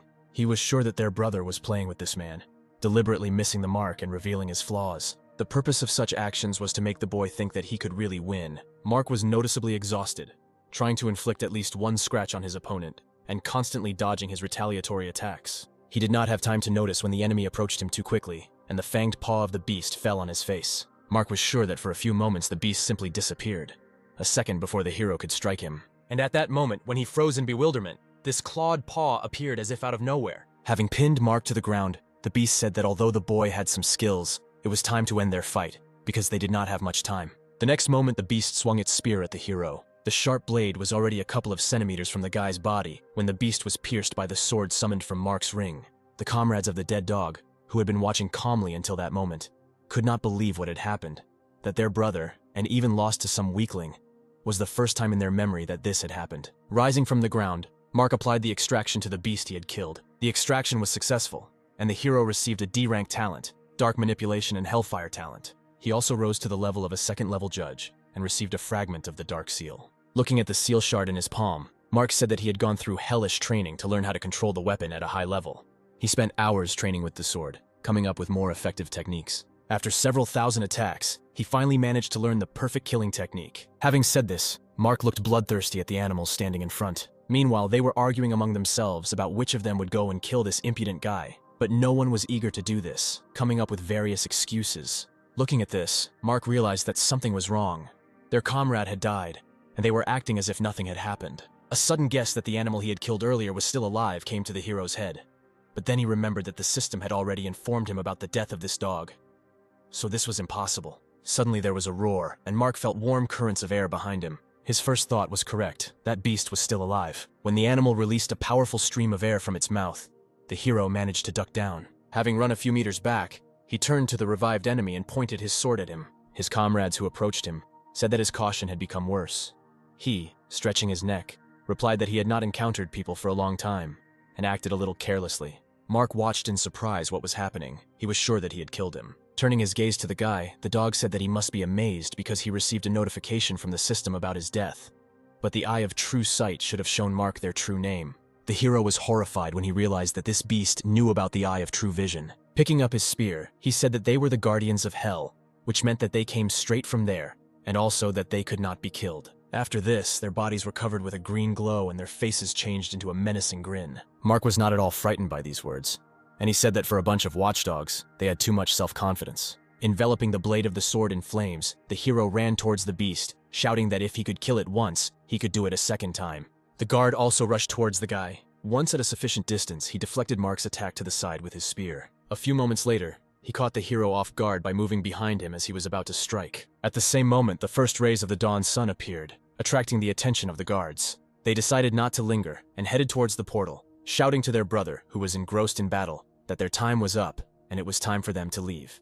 He did not finish off the boy and simply threw him towards the tree, after which he turned around and finally said that he was a very interesting person. If fate decreed it, they would meet in their dreams. Wiping the dirt from his face, Mark thought that he had underestimated these guys too much, and that he was very lucky that he was not killed. A system window appeared, reporting that the Lost Village connects hundreds of thousands of newcomer villages and appears in the darkness of the night, and disappears at dawn. Looking at the seal fragment, Mark assumed that everyone with this seal will be able to enter here. He was distracted from his thoughts by an incomprehensible noise. A huge centipede appeared behind him. Mark used the Eye of True Vision and found out that this was a 12th level animal. Although she was blind, she was extremely poisonous and had unusually good hearing. And the hero cut her massive body with one blow. And when the system reported that 2 newcomers with the 5th level had appeared in the village and they would have access to the regional communication channel, then 3 more equally huge centipedes appeared ahead. As Mark rushed towards them, a huge hand appeared from the sand directly below the hero. At the same time, the regional chat was bursting with messages. Some residents of other villages congratulated the 911th village on their achievement. Someone, on the contrary, wrote that they were too slow and the weakest among them. Less than a couple of minutes later, the residents of the 446th village wrote that their Lord Adam would deal with these weaklings in no time. Many supported this idea, wanting to get rid of their rivals while they were still too weak. When Mark was already killing the 5th stone golem that had emerged from the ground, Adam forcibly joined our hero's village to the resource bed, making reaching the 8th level a condition for winning. As soon as the 5th golem fell motionless to the ground, the system announced that Mark from village 911 was the first to reach level 8 and was the winner of the resource bet. The residents of Village 911 were perplexed. All their characteristics increased by 20 as proof of their victory, although not even a couple of minutes had passed since the bet began. Having recovered from the shock, everyone began to write about what an amazing person Mark is. If this continues, they will be able to raise levels very quickly, becoming invincible. At the same time, the residents of the 446th village were in a far from joyful mood. Annoyed, Adam said that he could not allow others to look down on their village. He would certainly take revenge on these upstarts. For this, he decided to contact the area channel and look for help there, because they also hate people from the land of the dragon. A couple of minutes later, he wrote that Village 911 used dirty tricks to win the bid for resources, and now they have become stronger and more dangerous. If they are allowed to grow further, they need to get rid of this village immediately. The team, led by the Saint, received Adam's message. One of the guys suggested that Mark must have an S-rank talent if he was leveling up so quickly. Marcus was sure that talent of this level was their divine gift, and could not believe that someone from the insignificant country of the dragon could gain the patronage of a god. A man and his grandson in the northern part also received this message. The boy was amused by Adam's pitiful behavior after his defeat to the people from the land of the dragon. The man replied with a smile that he was not surprised by what had happened. Nothing else was expected from people from the land of the dragon, dragging the carcass of a huge monster behind him.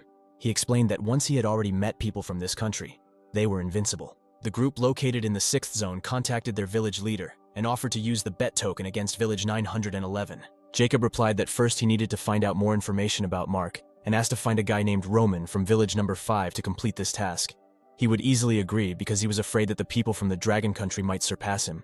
The residents of our hero's village were outraged that they were up in arms out of simple envy. They hoped that Mark would intervene and answer something, but no messages came from him. At this time, Mark was reading the chat, carrying the carcass of a huge centipede. When he received a golden chest for winning the bet, he hoped that in the near future, he would be able to get a water or ice-type talent, because without it, it would be difficult for him to survive in this hell. By using the chest, the hero received a C-rank token, thanks to which he can receive a C-rank mission without a time limit, upon completion of which an incredible reward will be given, along with a dark gold chest. After analyzing the information received, Mark assumed that this mission would be quite difficult, since such a reward was given for it. Looking at the token, he decided that since the mission had no time limit, why not start doing it slowly? Immediately after this, the system reported that his mission was to open the seal of the 5 elements. To do this, he needed to collect the 5 foundations of the kings of gold, earth, water, fire, and sand. After completing this, you need to go to the Dragon Slope, find the altar of the 5 elements, and open the seal of the Village of Beginners, 911. Once the seal is released, the villagers will be able to enter a more open world. In addition, every newcomer village of the first area will be able to enter the larger world. After studying this message, Mark realized that this mission was related to the opening of the map, and whichever village entered the big world, it would receive a great advantage and more resources. The system recommended that he start from a place called the Abandoned Semicircle and defeat the ferocious mammoth there, as well as get the base of the Sand King. Mark decided to follow this advice, since this place is not so far from him. Meanwhile, Alicia was trapped and her life was in grave danger. A high-level mammoth wandered a couple of meters from her, sensing a person nearby. The sound of the axe that the beast was dragging along the ground instilled even greater horror in the girl. Suddenly, he froze in place, sniffing the air. Having discovered where his prey was hiding, he shouted out that he had found it. Alicia was frozen with fear when the mammoth raised his huge axe over her. A second before the blade could touch the girl, she was snatched straight from the clutches of death. Mark appeared on time and, plunging a sword into the monster's back, saved his old friend. Alicia looked at the guy in surprise. He asked why she came to the 10th level ferocious beast zone alone, but she was too shocked to hear his question. The hero lowered the girl to the ground. She asked in disbelief what he was doing here. Mark ignored her question and asked where her group was, and at the thought of this, the girl was again overcome with horror. Holding back tears, she replied that some of her comrades were caught and eaten. The guy was not surprised by this news, because these are the rules of this world. Nothing can be done about it. Taking him by the hand, she looked at him with hope and asked him to help her save her surviving comrades who were captured by mammoths. They said that they were going to eat them today. Mark replied that he first needed to assess the current situation in order to decide something, and he advised Alicia to run away from here as far as possible. She objected, saying that there were too many opponents and she would help him. The hero stood his ground, no matter what excuses the girl voiced, and she had to take a risky step, offering herself as bait, because those mammoths love human meat. Mark asked with incomprehension whether she was afraid to suggest something like that. Alicia replied that her comrades were there, and he was not obliged to save them. They could not constantly blame everything on Mark, simply because he was strong. She said that her help would definitely not be superfluous in a battle with a large number of enemies. The hero smiled. Looking at her persistence, he thought that this girl might not be so useless. At the same time, music was playing in a clearing nearby. Graceful Nagas danced joyfully to a simple tune. At the same time, Sam and his boys were tightly tied to a post and watched everything in horror. Suddenly, the ground under the guys began to shake. When many mammoths joined the dance, their movements were completely out of tune with the music, and some even let out joyful screams. A few minutes later, a group of mammoths surrounded Sam and his comrades. One of them immediately began to make a fire, and the rest sat on the ground calmly watching everything. A mammoth standing a little further away was dissatisfied with the fact that they only managed to grab 6 people. This is too little. Even if divided, they might get nothing at all. A mammoth that approached him said that if these people had not entered the teleport, then there would be nothing to eat at all. Suddenly, the first mammoth noticed that something had slipped behind the boulder in front. Turning to his brother, he said that he had heard rumors that the king had promised to give them an extra leg when dividing the food if the escaped person was brought to him. When he nodded, confirming the veracity of this rumor, the mammoth took the club in his hands, saying that today was an extremely lucky day. At the same time, the pit for the corpses of mammoths found by the hero was filled with more and more bodies. Alicia was delighted. Although she served as bait, she also received experience for the animals killed by Mark. Turning to the girl, the hero asked him to step away and close his eyes for a couple of minutes. She agreed to fulfill his request without any questions. Mark waited until Alicia was far enough away. A couple of moments later, he began to extract, from the corpses of the killed mammoths, he obtained several identical E-rank endurance enhancement talents, which evolved to D-rank, Furious Endurance. Having created a hellish flame, he threw it into a pit to burn the corpses, after which he said that Alicia could already open her eyes. When the girl approached him, Mark gave her a ring of protection that he had just received from a killed mammoth. She looked at the ring in her hand in surprise. Observing her reaction, the guy said so that she would not misunderstand him, Alicia would still remain bait, and her death would be very unfortunate. The girl thanked the guy and hurried after her savior, joyfully thinking that he had not changed at all. Still tough on the outside, but soft on the inside. When they came across a mammoth, Mark immediately blinded his enemy using the venom of the 9-ringed snake. Thanks to this, it was not difficult for him to finish off this beast. From time to time, the hero gave Alicia the opportunity to level up, allowing her to finish off mammoths. He had already discovered that their weak point was on the back of the neck. Suddenly, at one of these moments, approaching voices were heard from the side. 5 enraged monsters ran towards them, shouting that they would eat them alive. Mark smiled contentedly. New objects for his research came into his hands. Pointing their weapons at the hero, the mammoths decided to get rid of him first. Suddenly, the sand in front of them began to move, taking on a strange shape.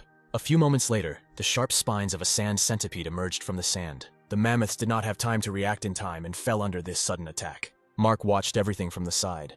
He assumed that the animals would notice the disappearance of their comrades and come here, so he set traps around in advance. When all the mammoths except one were killed, the hero looked at the last one in surprise. He didn't expect that this mammoth could easily cut through thorns comparable to a second-tier weapon in terms of strength. Having gotten rid of all the thorns, the beast attacked Mark. The hero did not even move and covered his sword with hellish flames. The next moment they crossed their weapons. Mark realized that this mammoth was much stronger than usual and hastened to retreat. Finding himself behind him, the hero immediately attacked him and saw that the skin of this beast was also many times stronger, but not so much that he was invulnerable. The beast turned to Mark, saying that all his efforts were in vain. Stretching his shoulder, he said that his body had received the king's blessing, and now all his wounds were instantly healed, so the hero could not win. Mark was happy when he heard these words. If he gains the ability of regeneration, his growth will be even faster. Pointing his sword at the beast, the hero said that this is simply an amazing ability, so he has a question. The next moment, he approached the mammoth, asking if she had a limit. When Mark attacked him, the beast took a step back and raised the axe over the guy. The hero managed to avoid the retaliatory attack by jumping up and tried to attack his opponent again, but he covered himself with his hand, holding back the attack. When the beast swung his axe, Mark had to retreat again. After several minutes of battle, the hero learned that it takes up to 2 seconds to regenerate moderate wounds, 3 seconds for serious injuries, and 5 seconds for lethal ones. At some point, the mammoth weakened and dropped to one knee, leaning on his weapon.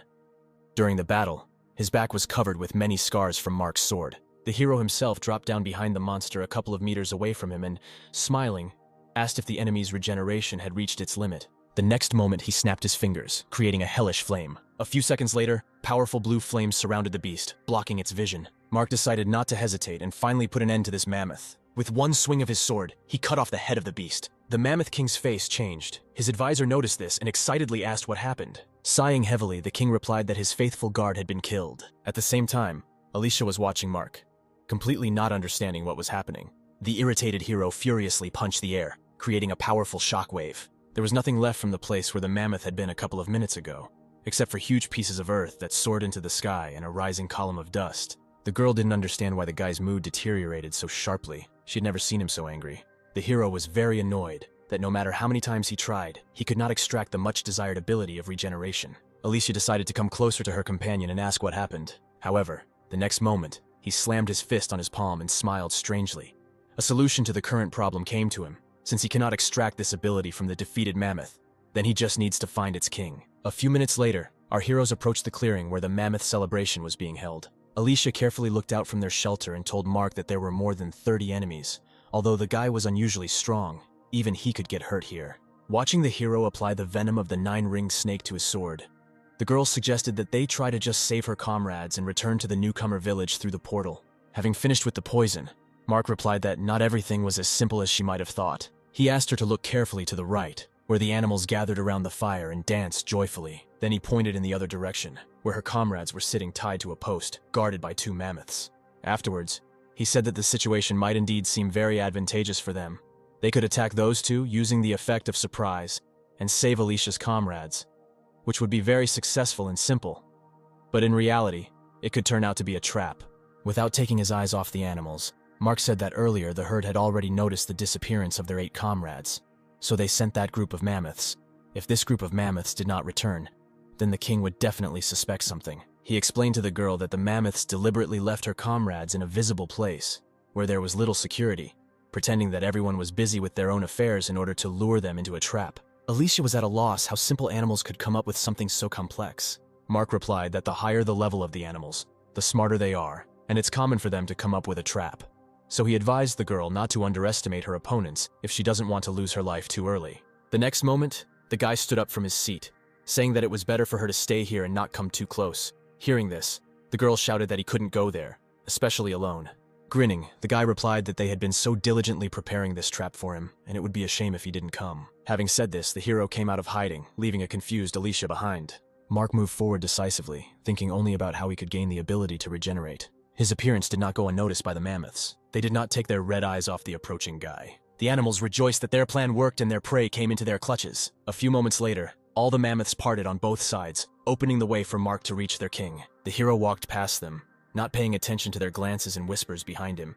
He was able to count 67 mammoths and 3 guards. The mammoths began discussing the fact that it was this boy who killed their brother, who received the support of the king. Their voices became louder, and a lot of insults rained down towards Mark. He could not simply ignore this, so he released his aura and looked at the mammoths with a murderous look. The animals standing nearby fell silent and recoiled, feeling the strength of the boy standing in front of them. The king of the mammoths, sitting surrounded by 2 graceful beauties clinging to him, drew the hero's attention to himself, saying that he was very glad that Mark was finally here. Mark replied that he was glad to finally meet the Mammoth King, known for his fierce temper and strength.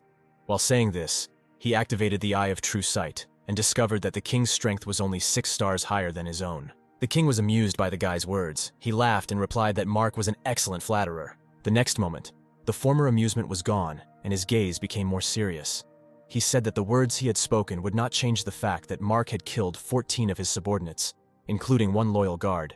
He could not tolerate such humiliation from a simple man. Looking at the king, the hero assumed that since they even set a trap for him to lure him out, then a simple murder would not suit the king to avenge those killed. The king nodded, saying that this was indeed the case. When the advisor wanted to intervene, he stopped him with one gesture of his hand, after which he said that Mark was much more useful than all the rabble he had killed. Therefore, he invited the hero to join him. Mark was amazed by the king's words. He expected anything, but not this. Meanwhile, the king continued, saying that he would forget about the guy's crime and give him the title of guard, animals, medicine, women. He could give him anything Mark wanted. The hero was in no hurry to answer, and asked if he could ask one question before making such an important decision for him.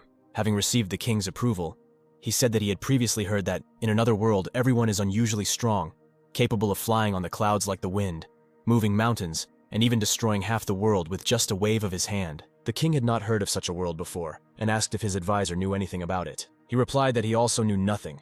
He could only assume that this man was talking about ordinary rumors. The red-haired beauty, clinging to the king, laughed, saying that only heaven is capable of moving mountains and destroying the world.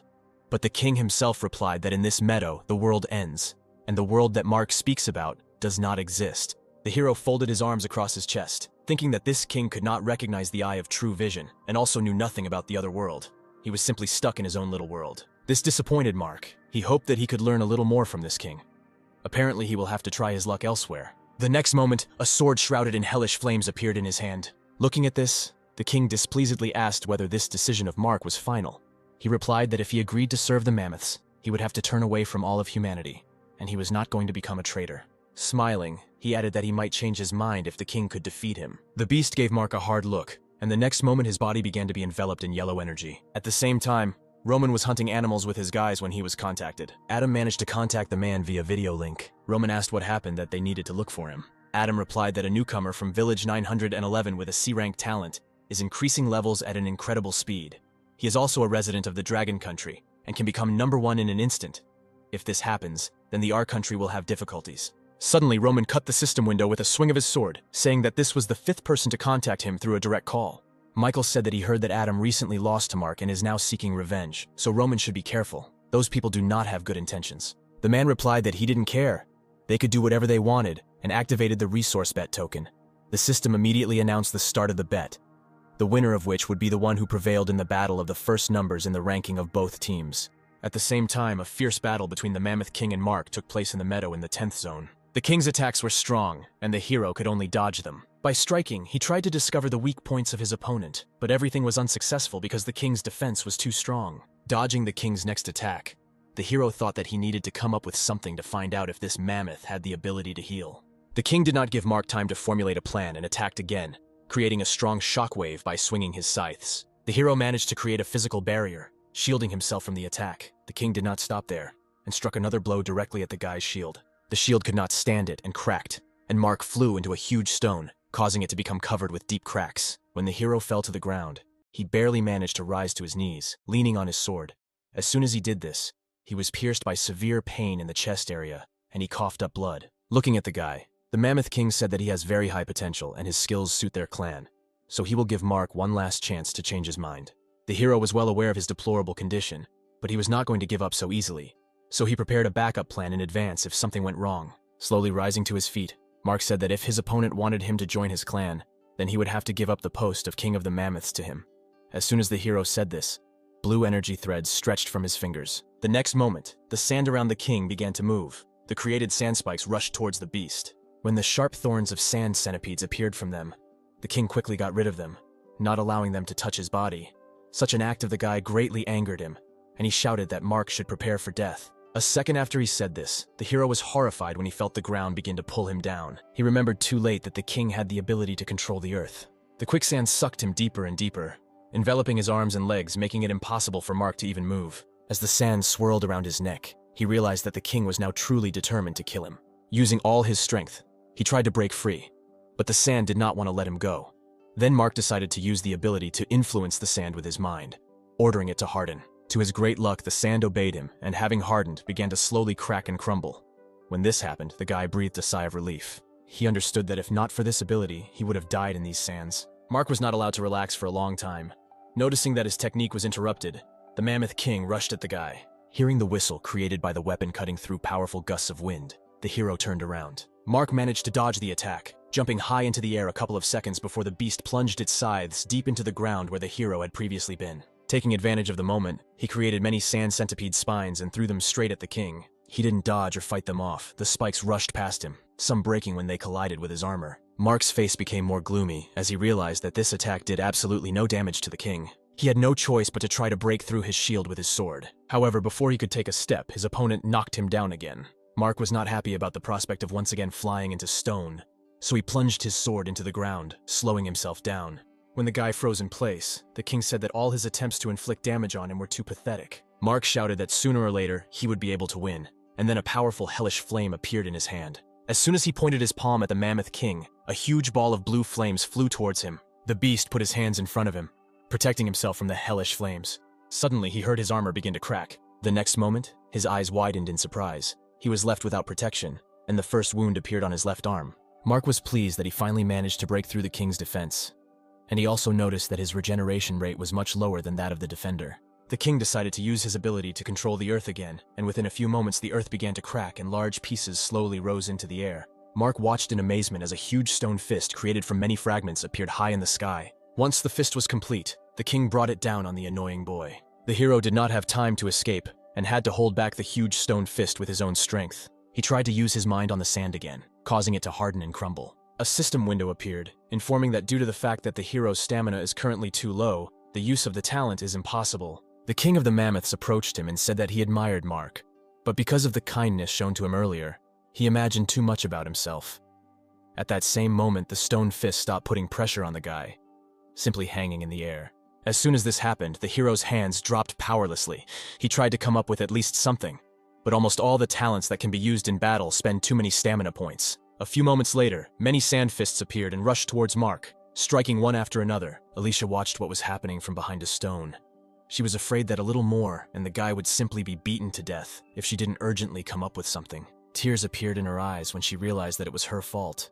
If she had been a little stronger, then Mark's life would not be in danger now.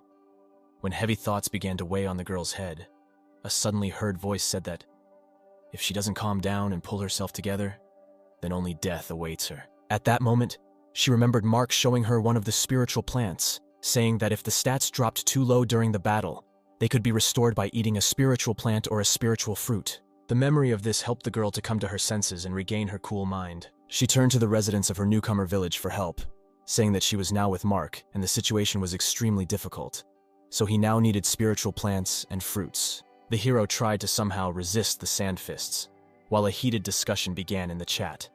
Someone was ready to immediately rush to the rescue. Someone was suspicious of the girl's request, asking her to prove the veracity of her words. Alicia replied that she would not deceive everyone using such a serious reason. Others had no choice but to help her, because Mark was their only hope, and they did not want to lose her. A few moments later, a lot of spirit fruits appeared in front of the Mark. The Mammoth King looked at it in bewilderment, not understanding what was happening. Mark decided not to hesitate and, taking advantage of the king's hesitation, grabbed one of the fruits. Bringing it to his lips, he took the first bite. Having eaten this whole fruit, its stat points were restored with amazing speed. The king, who was watching him, asked in bewilderment what kind of trick he was up to. Mark ignored the question, and the next moment he was surrounded by powerful blue flames. The Mammoth King was amazed. He was sure that just a moment ago this boy did not have the strength to resist him. When Mark emerged from the pillar of flame, his body was covered from head to toe by this hellish flame. Without causing him any harm at all, he looked at the Mammoth King with hatred in his eyes. The next moment he moved with lightning speed behind the back of the beast and raised the blade above his head. He only managed to turn around when the hero pierced his chest, with a satisfied smile on his face. Holding his hand on the mammoth's chest, Mark said that a simple sword would not be enough to kill him. After these words, a powerful flame pierced the mammoth's body. Mark said that he initially planned to cut off his head with one blow, but changed his mind. All the mammoths froze in bewilderment. Their highly respected king fell dead by the hand of a man. Immediately after his death, a small ball appeared from the king's chest and flew up to Mark. The system reported who he received the core of the king of the earth element. System notifications that appeared in front of the hero reported that for killing the Mammoth King, he received 4,000 points and moved to the 9th level, and also won the bet on resources, being the first to receive the 9th level. At the same time, the mammoths were seized by a thirst for revenge. Raising their weapons upward, they began to shout that they must kill this little man who dared to kill their king. Enraged animals began to approach Mark, surrounding him on all sides. When the hero tried to escape, he was thrown back. Mark had no choice but to get rid of all the mammoths. Rising, he attacked the nearby mammoths on the legs. As soon as they were killed, the hero asked the system to distribute his stat points. It added the received points to strength and agility. As a result, he had strength, 230 points, agility, 256, endurance, 217 energy, 270. Mark jumped up, raising his sword above his head, and said with a smile that the feeling of becoming stronger is unusually pleasant. After distributing the points, killing monsters became much easier for him. The advisor to the former king, standing nearby, watched as Mark killed the mammoths one after another. Turning to his subordinates, he said that they should hide behind their brothers and attack only when the guy kills them. They nodded and immediately rushed to carry out his order. Finding the right moment, the mammoth approached the hero from behind and was about to attack, thinking that he would not be noticed. But Mark noticed him and turned around and directed a powerful stream of hellfire at him. He increased the flow of fire, and it spread to nearby mammoths, killing them almost instantly. The hero realized that this entire herd was commanded by an advisor, which greatly hindered him. Finding him with his eyes, Mark decided that it was worth getting rid of him first and ran in his direction. The advisor flinched in surprise when he noticed a guy rapidly approaching him. As soon as the advisor extended his hand in front of him, one of the mammoths appeared in front of him, exposing himself to the hero's blow. Looking at the dead body that had fallen, the guy assumed that the advisor also had the ability to control animals. The advisor trembled with rage when he saw that his faithful guard had been killed. Pointing somewhere behind Mark, the mammoth gave the order to immediately attack the enemy. The hero turned around, looking in the direction the advisor pointed, who took advantage of this moment and ran away, shouting that he would definitely return with an entire army of mammoths and kill him. Mark did not allow the advisor to accomplish his plan, and jumping up, threw the sword at his head. The system reported that for killing this mammoth, he received a bronze treasure chest. Looking around at the remaining mammoths, Mark decided that it would be faster to kill them at once. The next moment, he hit the ground with all his strength with his fist engulfed in hellfire, redirecting it to the ground. A few seconds later, the clearing was filled with the painful cries of animals being burned alive. Multiple system notifications informed the hero that he had successfully killed the mammoths and received another bronze chest and 600 experience points for each beast he killed. Hiding behind a rock nearby, Alicia was deeply shocked by what had happened here. The tied-up guys were no less shocked than the girl and looked with all their eyes at Mark, who single-handedly defeated a whole horde of mammoths. The thought simultaneously flashed through their heads that this guy was just a monster. When Sam and his guys were freed, they thanked Mark and offered him the spirit fruit they had as payment for his help. They had nothing more valuable, so they wanted to repay the hero with at least this. They looked at their savior with admiration in their eyes, waiting for him to take these fruits. However, their mood plummeted when Mark said that all these spiritual fruits were of low level. Looking at their upset faces, the hero smiled awkwardly, saying that although they were of a low level, they were also pretty good. Having said this, he reached for one of the fruits lying in Sam's hand. When he touched it, a toy chicken suddenly squeaked from below. Everyone looked in bewilderment at this toy, which was still making a nasty squeak. Sam apologized to Mark and, holding the toy's head, said that recently they accidentally dropped this useless spiritual item and he completely forgot to throw it away. The hero looked carefully at this toy. Using the eye of true sight, he learned that this chicken's level, as well as strength, was 0, but in its characteristics, it was noted that it was incredibly noisy. Just one of its voices could be compared to a whole 100. Mark decided that this toy could still be useful to him in the future, and activating the ring, moved the fruits Sam offered along with this chicken into it. After that, he turned around and headed in the opposite direction, saying that the level 10 monster zone was not the place where they should be, so Sam and his team should get out of here as quickly as possible. The guys stood for a couple of minutes, watching Mark's retreating back. Although Alicia did not spend much time with him, she realized one thing for sure. Mark is the one who decided to become stronger than anyone in this world. She was also aware of the fact that the place where he would go next would be inaccessible to ordinary people like her. But it will be enough for her to simply watch Mark from afar and pray for his health. Approaching the tent where the king of the mammoths had sat an hour earlier, the hero, with steel in his voice, asked the Naga what he should do with them now. The girls shuddered in fear when they heard his voice behind them. Having embraced, they answered with a trembling voice and hesitation that they were ordinary dancers and had never harmed people. So they begged the guy to let them go. Using the eye of true sight, he saw that their combat strength was at 0 and there were absolutely no abilities other than dancing. He drew attention to the hair of the blonde Naga, or rather to the plant woven into it. Having applied the extraction to it, Mark became convinced that it was not his imagination, and that this plant was indeed from the ground. The next moment he said that he would let the girls go if they answered his questions. Looking at the hero, the Nagas actively nodded their heads, with tears in their eyes. Having received all the answers, Mark, as promised, released the girls. Looking at the window with the characteristics, the hero thought that there was absolutely no point in killing these Nagas, because their dancing abilities would be of no use to him. He tried to imagine how he would use their enchanting dance ability in battle. A shudder of horror immediately ran through him, and he pushed these thoughts away. Having applied the extraction to the mammoth corpses, Mark decided that he should head further to complete the mission of the 5 elements, and along the way, he would look at all the awards received in battle. Suddenly, a message came into the chat, making the hero frown. The guys from his village reported that other villages began accusing Mark of cheating. Mark smiled predatorily after reading this message. He couldn't allow those losers who couldn't admit defeat to slander him, so he decided to personally teach them a lesson by activating the resource bid token. As soon as the token was activated, Mark was transported into system space. She immediately warned him that each village had 1 token, and that only 100 tokens could be used in each zone. And this was already the 79th bet.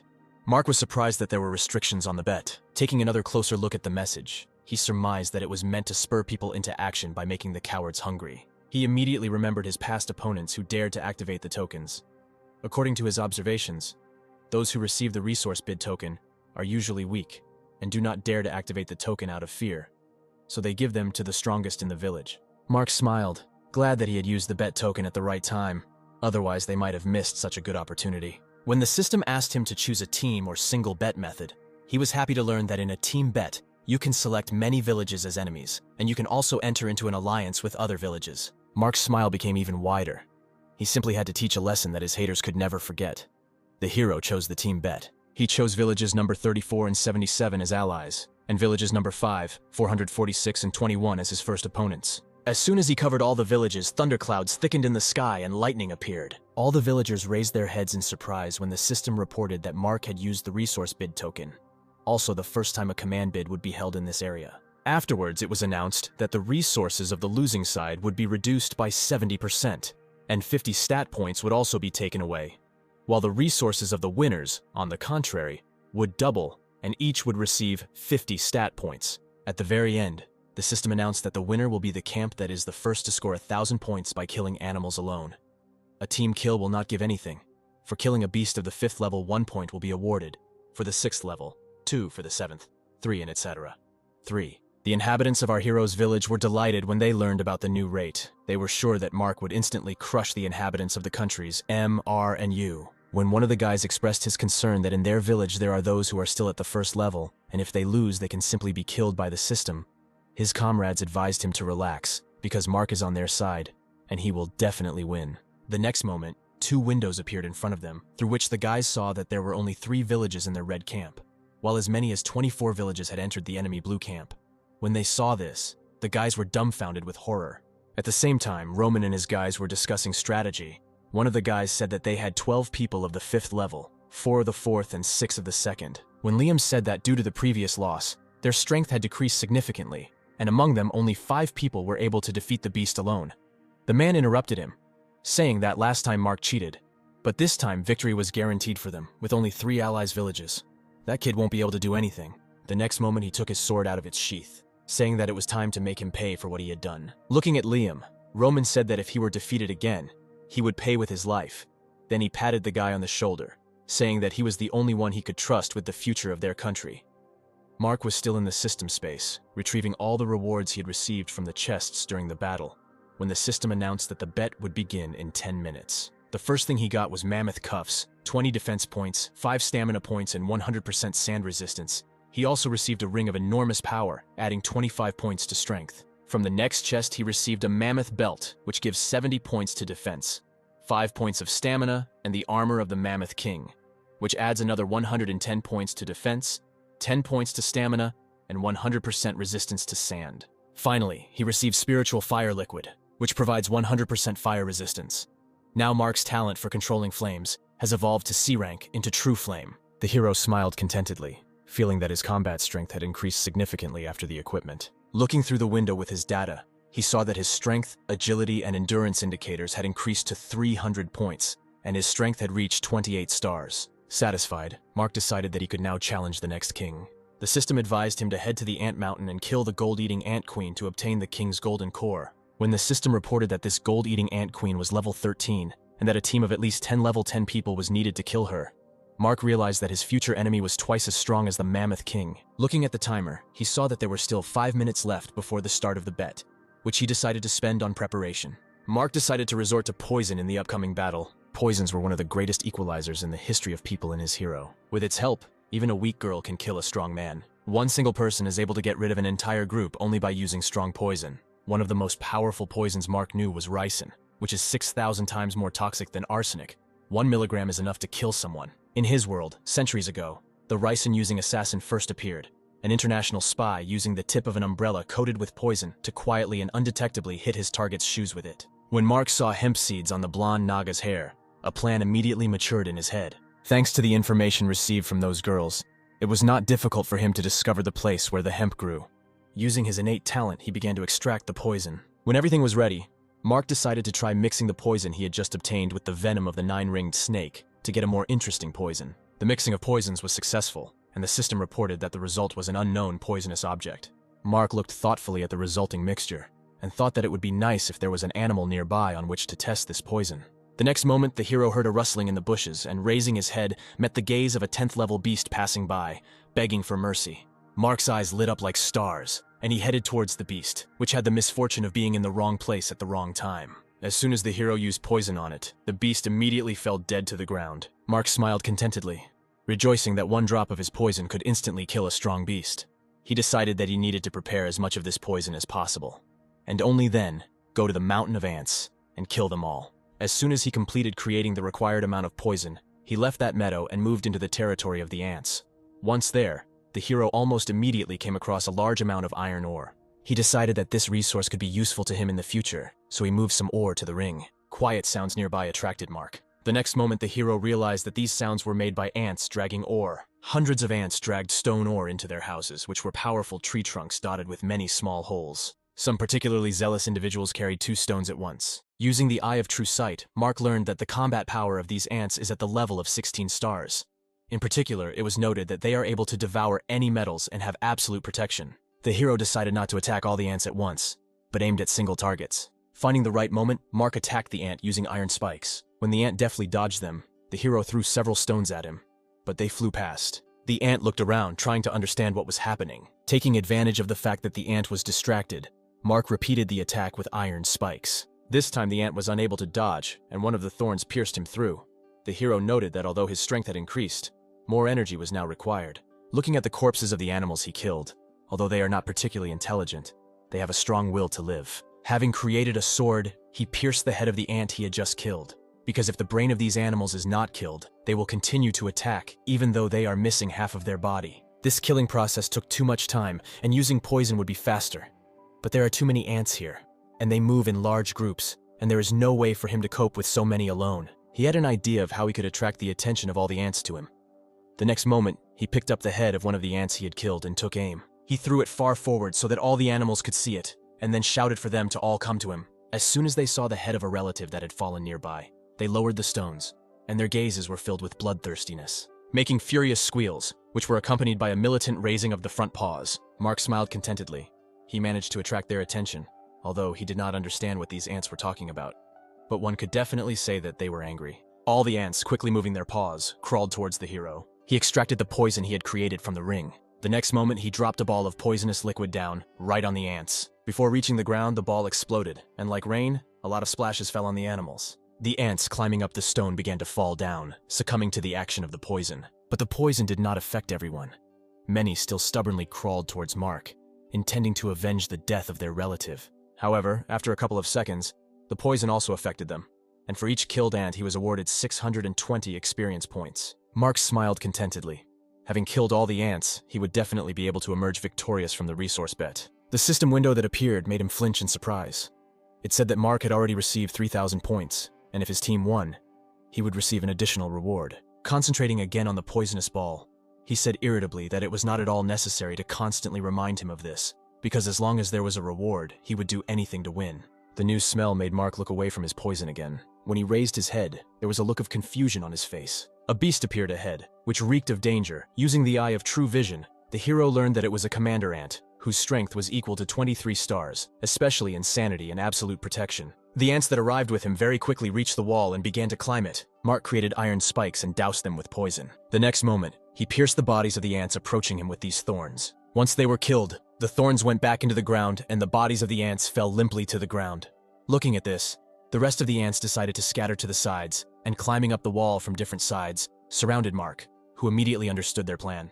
Grinning, he said that this was too naive. Even if they scattered in different directions, they still would not be able to avoid his thorns. Suddenly, Mark noticed that a stone was flying towards him from below. The hero froze in surprise for several seconds, when the stone landed a couple of meters away from him, causing the ground beneath it to become covered with cracks.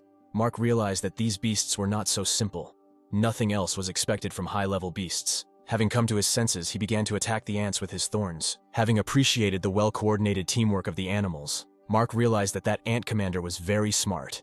He not only complicated his defense by coordinating the movement of everyone, but ordered them to close their eyes to avoid the effects of the poison. Stones began to fly at the hero from all sides at the same time, and dodging them while fighting the ants became more difficult. Mark assessed the situation and decided to change tactics, moving into close combat. However, something happened that the hero did not expect at all. One of the ants managed to get up to him from behind. Looking at him, Mark guessed that the ants that were crawling along the wall were simply distracting him all this time. As soon as this thought occurred to him, the hero turned back. Because of the stones thrown at him earlier, ants crawled out. Mark used the Mammoth King's equipment and using a sword began to cut down the ants without fear of being hurt because the armor absorbed all the damage. Going downstairs, he shouted to the ants that he would become their worst nightmare. However, when the animals attacked him from all sides, it became more difficult to fight. While he was fighting off some ants, new ants clung to him, restricting the movements of his arms and legs with their paws. Mark realized that he had made too hasty a decision to so thoughtlessly descend into the midst of his opponents. A few moments later, all the ants came together in one big pile, literally burying the hero under them. Mark couldn't let some ants get the better of him, and the next moment he created a hellish fire that enveloped this whole bunch of ants. The commander ant did not expect that this man would destroy his entire plan by destroying his relatives. Mark emerged from the blue flames with a satisfied smile. Looking at the remaining ant, the hero said that he would suffer the same fate as the others. The next moment, a powerful stream of hellish flames burst from his palm, which rushed straight towards the ant commander. When the flame went out, there was nothing left of the ant. Approaching the tree trunk, Mark looked at the passage in bewilderment, not understanding why the queen ant had not yet come out. Approaching a little more to the entrance, he began to peer carefully into the darkness. Suddenly, a yellow glow appeared in the darkness, emanating from the bright eyes of the beast. An angry ant crawled out of the cave, intending to deal with the violator of his peace. Mark didn't even have to make any special efforts. It only took one iron spike to kill this ant. Shaking off his clothes, he thought that now he already had 800 personal points, and the village in total had 867. If you add this together with the points of the other two villages, then very soon they would have 1,000 points. This news pleased Mark, and he turned around and looked around, checking if there was anyone else left here who could give him more points. But all the ants were dead. Mark went inside the ants' cave. He illuminated his path by creating a fire in his palm. Walking a little further, he felt the delicious smell of chocolate. He remembered that in one book he read, it was written that ants secrete an alarm pheromone from their glands when they are in danger. It is this that gives the chocolate-like smell that informs others of danger. The further he walked, the brighter the smell became. A few moments later, he found himself in a fairly spacious place where a queen ant lay on a pile of iron ore. With the appearance of each new egg, she let out a loud, drawn-out moan. The ant below carefully took the eggs in its front paws. Then he handed it over to his brother. He will have to pass this egg on so that it can be added to all the eggs. The grown ants hatched from their eggs and immediately headed to the ore stones, which actively devoured others. Mark watched in amazement at everything that was happening here. Not noticing the ant that jumped on top of him, he carefully looked at the queen. With the help of his eye, the hero learned that she had telekinesis and the ability to bend metals, and her strength was equal to 30 stars. When the ant got dangerously close to Mark, touching his shoulder with its paw, it instantly cut the animal into 2 parts. Touching his shoulder, Mark said that he should be more careful. If he had not reacted in time, this could have ended badly. Suddenly, a strong ultrasonic wave threw him off balance. The queen could not help but notice the stranger's appearance and use the power of her voice against him. At the same moment, all the ants present here turned towards Mark with bloodthirsty glances. Suddenly, the ore near them took on a more elastic shape and covered the ant's paws. Watching this, Mark thought that the queen was quite smart if she decided to strengthen her servants in this way. Pointing at the guy, she gave the order to the ants to attack him. Jumping into the air, the hero created many iron spikes, shouting that outside, he had already killed more than 100 of their relatives. Smiling contentedly, he pierced the ants one after another with his thorns. Those who managed to get too close were cut by the hero with a sword. He fed one of them the poison he had prepared. That ant immediately fell dead, and the rest of it gathered nearby were killed by Mark's sword. The queen watched in bewilderment, as her faithful servants died one after another. The smile never left the hero's face. He was happy when he received new notifications about receiving experience points. He had very little left to rise to the 10th level. When all her servants were killed, the queen fell into confusion. She could not believe what had happened. Meanwhile, Mark, having dealt with the last ant, headed towards the queen, shouting that she needed to accept her fate and fall by his hand. She looked at the approaching guy for a few seconds, trying to figure out what to do. When Mark was at a sufficient distance from her, she began to create an acid ball. The next moment, a strong stream of acid was directed towards Mark. The hero covered himself with his hands, taking all the damage to his armor. This attack from the ant queen caused him to fly back. Having dropped to the ground, Mark noticed that there was practically no effect from this attack, and suggested that it could be a decoy. However, when he looked at his hands, he was very surprised. Formic acid corroded his armor. Having created a flame, the hero grinned, realizing that this ability was the queen's trump card, and said that she was very unlucky to encounter it.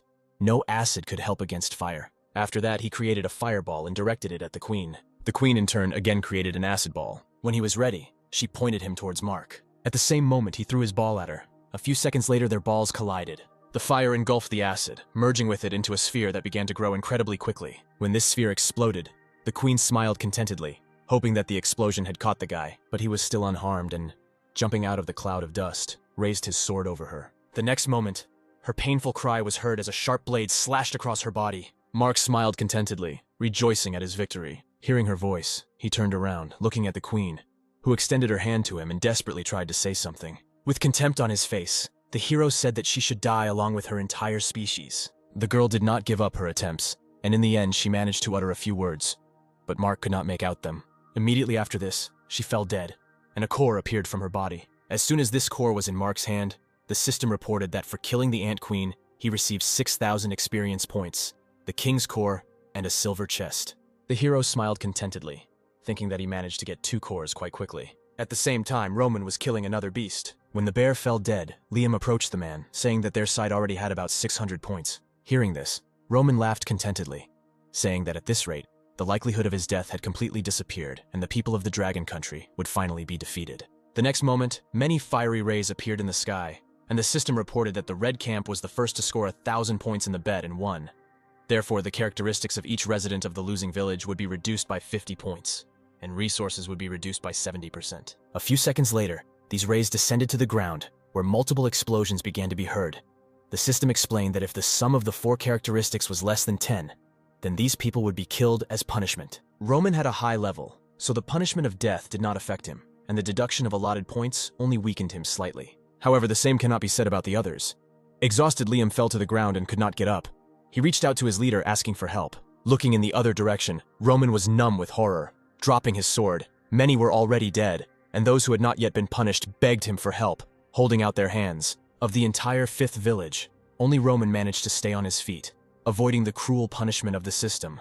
For the man himself, the real punishment was watching his comrades die one after another, relying on him to the last. He fell to his knees, realizing that they had truly lost. At the same time, Mark was sitting on a pile of stones when one of the young ants crawled up to him. The hero kicked him away, irritably saying that by killing them, he wouldn't even gain experience, so they shouldn't bother him. The ant fell to the ground among its fellows. Without taking his eyes off the system window, Mark said that if they want to avenge their queen, then they should first become stronger.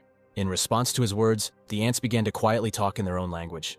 A couple of moments later, they headed towards the exit, deciding to listen to the advice of their enemy. When the system informed Mark that his reward would be calculated within a couple of seconds, he looked at the message in bewilderment, because he had already received a reward for killing the queen. A smile bloomed on his face when he remembered that their camp had won the bet. At that moment, he was too busy killing ants, so he ignored this message. A few seconds later, the system reported that his reputation had reached 30 points, and he had received the title of Rookie King, as well as 100 stat points, 6 silver chests, and 1 gold chest for reaching level 10. When Mark found out that he had reached level 10, his joy knew no bounds. Suddenly another window appeared in front of him, informing him that he had a new mission, and the hero reached for the mission button to find out the details. Immediately after this, the system reported that for completing the mission Future Head of the Village, he would receive a scroll of the head of the village and a golden chest as a reward. The hero was interested in the fact that for this mission, the same reward as for first place in the newcomer test. So he decided to study details. The system immediately activated the Future Village Head mission. Reading the description, Mark learned that he needed to go to the 10th level zone in the Grave Desert, where he had to find a lost village and solve its riddle by killing the devil. To gain access to this mission, you need level 10 and the title of Newcomer King, which Mark already has. And you also need to collect a fragment of the Dark Seal to enter the Lost Village. The system also reported that newcomer villages can develop and grow, village heads can lead residents to create an entire city, kingdom, empire, and even a divine monastery. After studying the details of the mission, Mark looked at one of the fragments of the seal obtained in the battle with the guards last time, thinking that he was very lucky to obtain something so valuable. Throwing the fragment up, the hero smiled and thought that he needed to wait until nightfall to begin the mission. As the fragment fell back into his palm, Mark confidently said that the role of head of Rookie Village 911 was only suitable for him. Rising to his feet, he decided that before heading to the Lost Village, he should do a little preparation. The first thing he did was tell the system to distribute all the stat points he had received. The system complied with his request, and Mark immediately felt the power begin to overwhelm him. He absolutely loved this feeling of gaining strength. A few moments later, he released the flame to see how much stronger it had become. When the fire went out, Mark looked ahead with satisfaction, making sure that he had indeed become much stronger. Now his combat strength reached 47 stars. He also tried out the ability learned from the Ant Queen, Metal Control, which allowed Mark to create armor on his body from nearby ore. In addition, he can now combine this ability with Darkness and Earth Control to enhance the destructive power of his iron spikes. He also decided to try out the combined attack in action. The next moment, one of the thorns pierced the corpses of the ants he had already killed. Mark noticed that the energy consumption during the use of the thorns had decreased by half, which could not but rejoice. The hero didn't stop there. He also decided to test the talent he had recently received for releasing energy, which directs energy from the body to attack enemies. Concentrating the energy in his hand, with a snap of his fingers, a powerful stream was directed into the wall in front of the hero. A few seconds later, there was a crash, and dust flying into the air blocked the view. Mark stretched, thinking that these acquired skills would be enough for him to deal with ordinary high-level beasts, instead of Hellfire, which still spent too much energy. For the first time in all this time, he was very pleased with the award he received. Smiling widely, Mark said that it was time to move on to more interesting things. He told the system to open all the chests it received. At the same moment, they materialized in front of him. Hearing a strange sound, Mark became wary and froze with the chest in his hands. The system reported that Sam was asking for a personal conversation. Having stacked all the chests on the ore stones, the hero accepted the challenge and displeasedly asked what the second most powerful man in their village needed from him. He replied that he had one interesting thing that he would like to exchange with Mark. When the hero asked what he wanted, Sam replied that he had a chest merging card that he would like to exchange for the Bloodwolf War Sword. Using the Eye of True Sight, Mark learned that this card allows you to create a chest with a higher level from 5 low-level chests. For a few seconds, he thought about the fact that a gold chest was much more valuable than even 10 silver ones, because the chance of getting a 4th-level item was 98%, and the remaining 2 allowed him to get a 5th-level item. Deciding that this opportunity should not be missed, Mark agreed to the exchange, accepting the card offered to him. Having finished the conversation, he looked at Kara with a smile and said that it was time to start. Using this card, the hero created another golden chest, from which he received a 4th-level item, Boots of the Wind God, which increased his agility by 50 points and his movement speed by 100%. Upon opening the second chest, Mark received another 4th-level item, a Necklace of Shadow Illusion, which allowed him to create a clone with combat power equal to half the hero's power.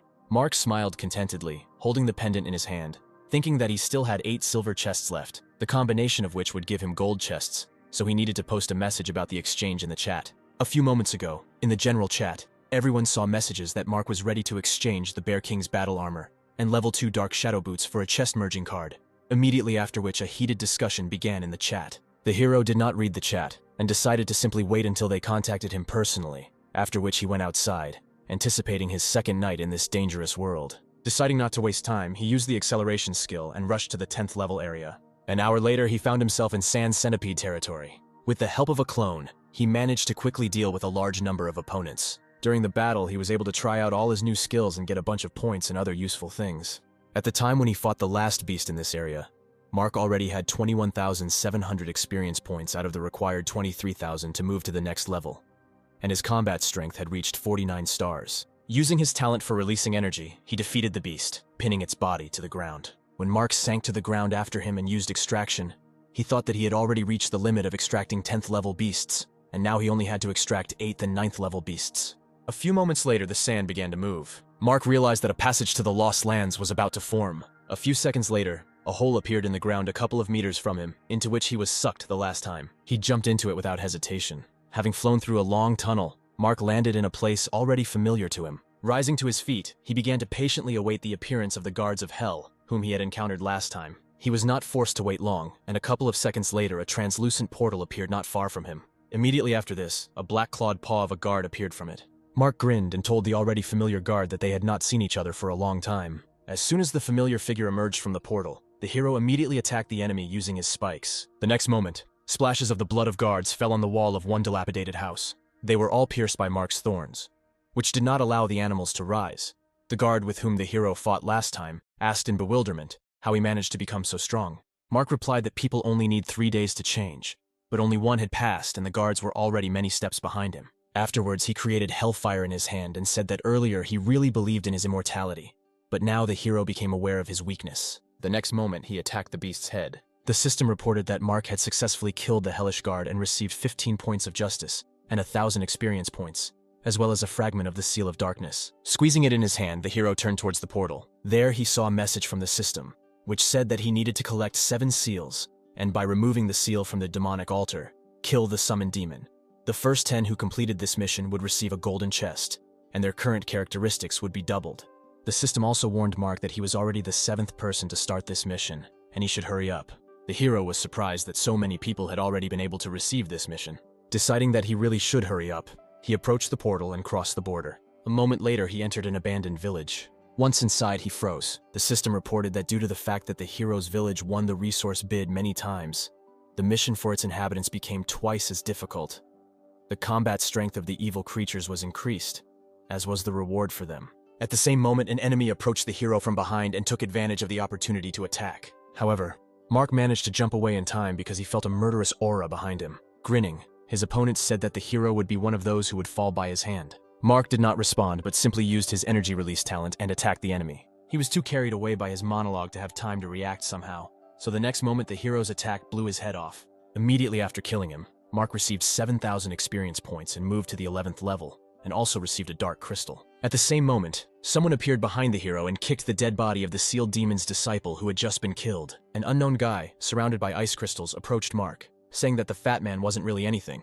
He could only scratch with his tongue. The hero activated the Eye of True Vision and found out that this guy is also a follower of the sealed demon. His strength is equal to 50 stars. His talents were unknown. It was also indicated that he was previously the king of the newcomers, but was resurrected with the help of dark energy after being killed by a hand demon. Mark was in no hurry to attack his new opponent. His power was too great. So the hero must be extremely careful if he does not want to die and become another follower of the demon. When he said that Daniel standing in front of him was much stronger than that fat man, he pointed the blade of his spear at the hero, saying that he should not be compared with this weakling. Mark grinned and said that he shouldn't treat his dead comrade that way, after which he pulled out a sword from the ring. He decided to attack first. Daniel held off his attack by defending himself with his spear. The next moment, he forced Mark to retreat, throwing away his sword and pointing the blade of his weapon directly at the hero. However, he managed to dodge. Changing tactics, he raised his fist to strike. Daniel did not expect such an attack, so he missed the blow. The next moment he flew into a huge rock behind, wiping the blood from his lips. Daniel said that he had not had time to warn Mark earlier that it was better not to touch him, because he could freeze everything he touched. The hero immediately looked at his hand and saw that the entire palm was covered with ice, which began to spread higher with incredible speed. A few seconds later, ice covered Mark's entire body. Approaching him, Daniel said that in retaliation for that blow, he would smash Mark into 1,000 pieces. When the sharp blade of the spear pierced the ice and almost overtook our hero, he managed to use his powers at the last moment. He pierced Daniel with his iron spikes, and the system reported that Mark had killed the demon's follower and received 8,000 experience points, as well as 120 justice points and another crystal. Looking at the body of the dead guy, the hero said that you shouldn't approach him either, because anyone who does this will immediately gain experience to level up. The next moment, he dispelled the thorns, and Daniel's corpse fell limply to the ground. Immediately as this happened, the entire village began to be enveloped in a dark fog, and clots of black energy stretched upward. A few moments later, this energy transformed into a demon that let out a terrifying roar. Hidden behind the walls of one of the houses, Mark noticed that the fog had become much denser after the demon's roar. At some point, footsteps were heard simultaneously from several directions. Mark watched in surprise as several people emerged from the fog. Using the Eye of True Sight, he learned that these were all demon followers. Their strength was at the level of 54 stars. They, like Daniel, were previously rookie kings, but are now under the control of the Demon King. Mark guessed that since he needed to collect 7 dark crystals, then there would be 7 followers of the demon. Looking around, he counted only 4 in front of him, and with a grin on his face asked where the last one was. In response to his question, a quiet laugh was heard behind him. Turning around, he saw a young girl there.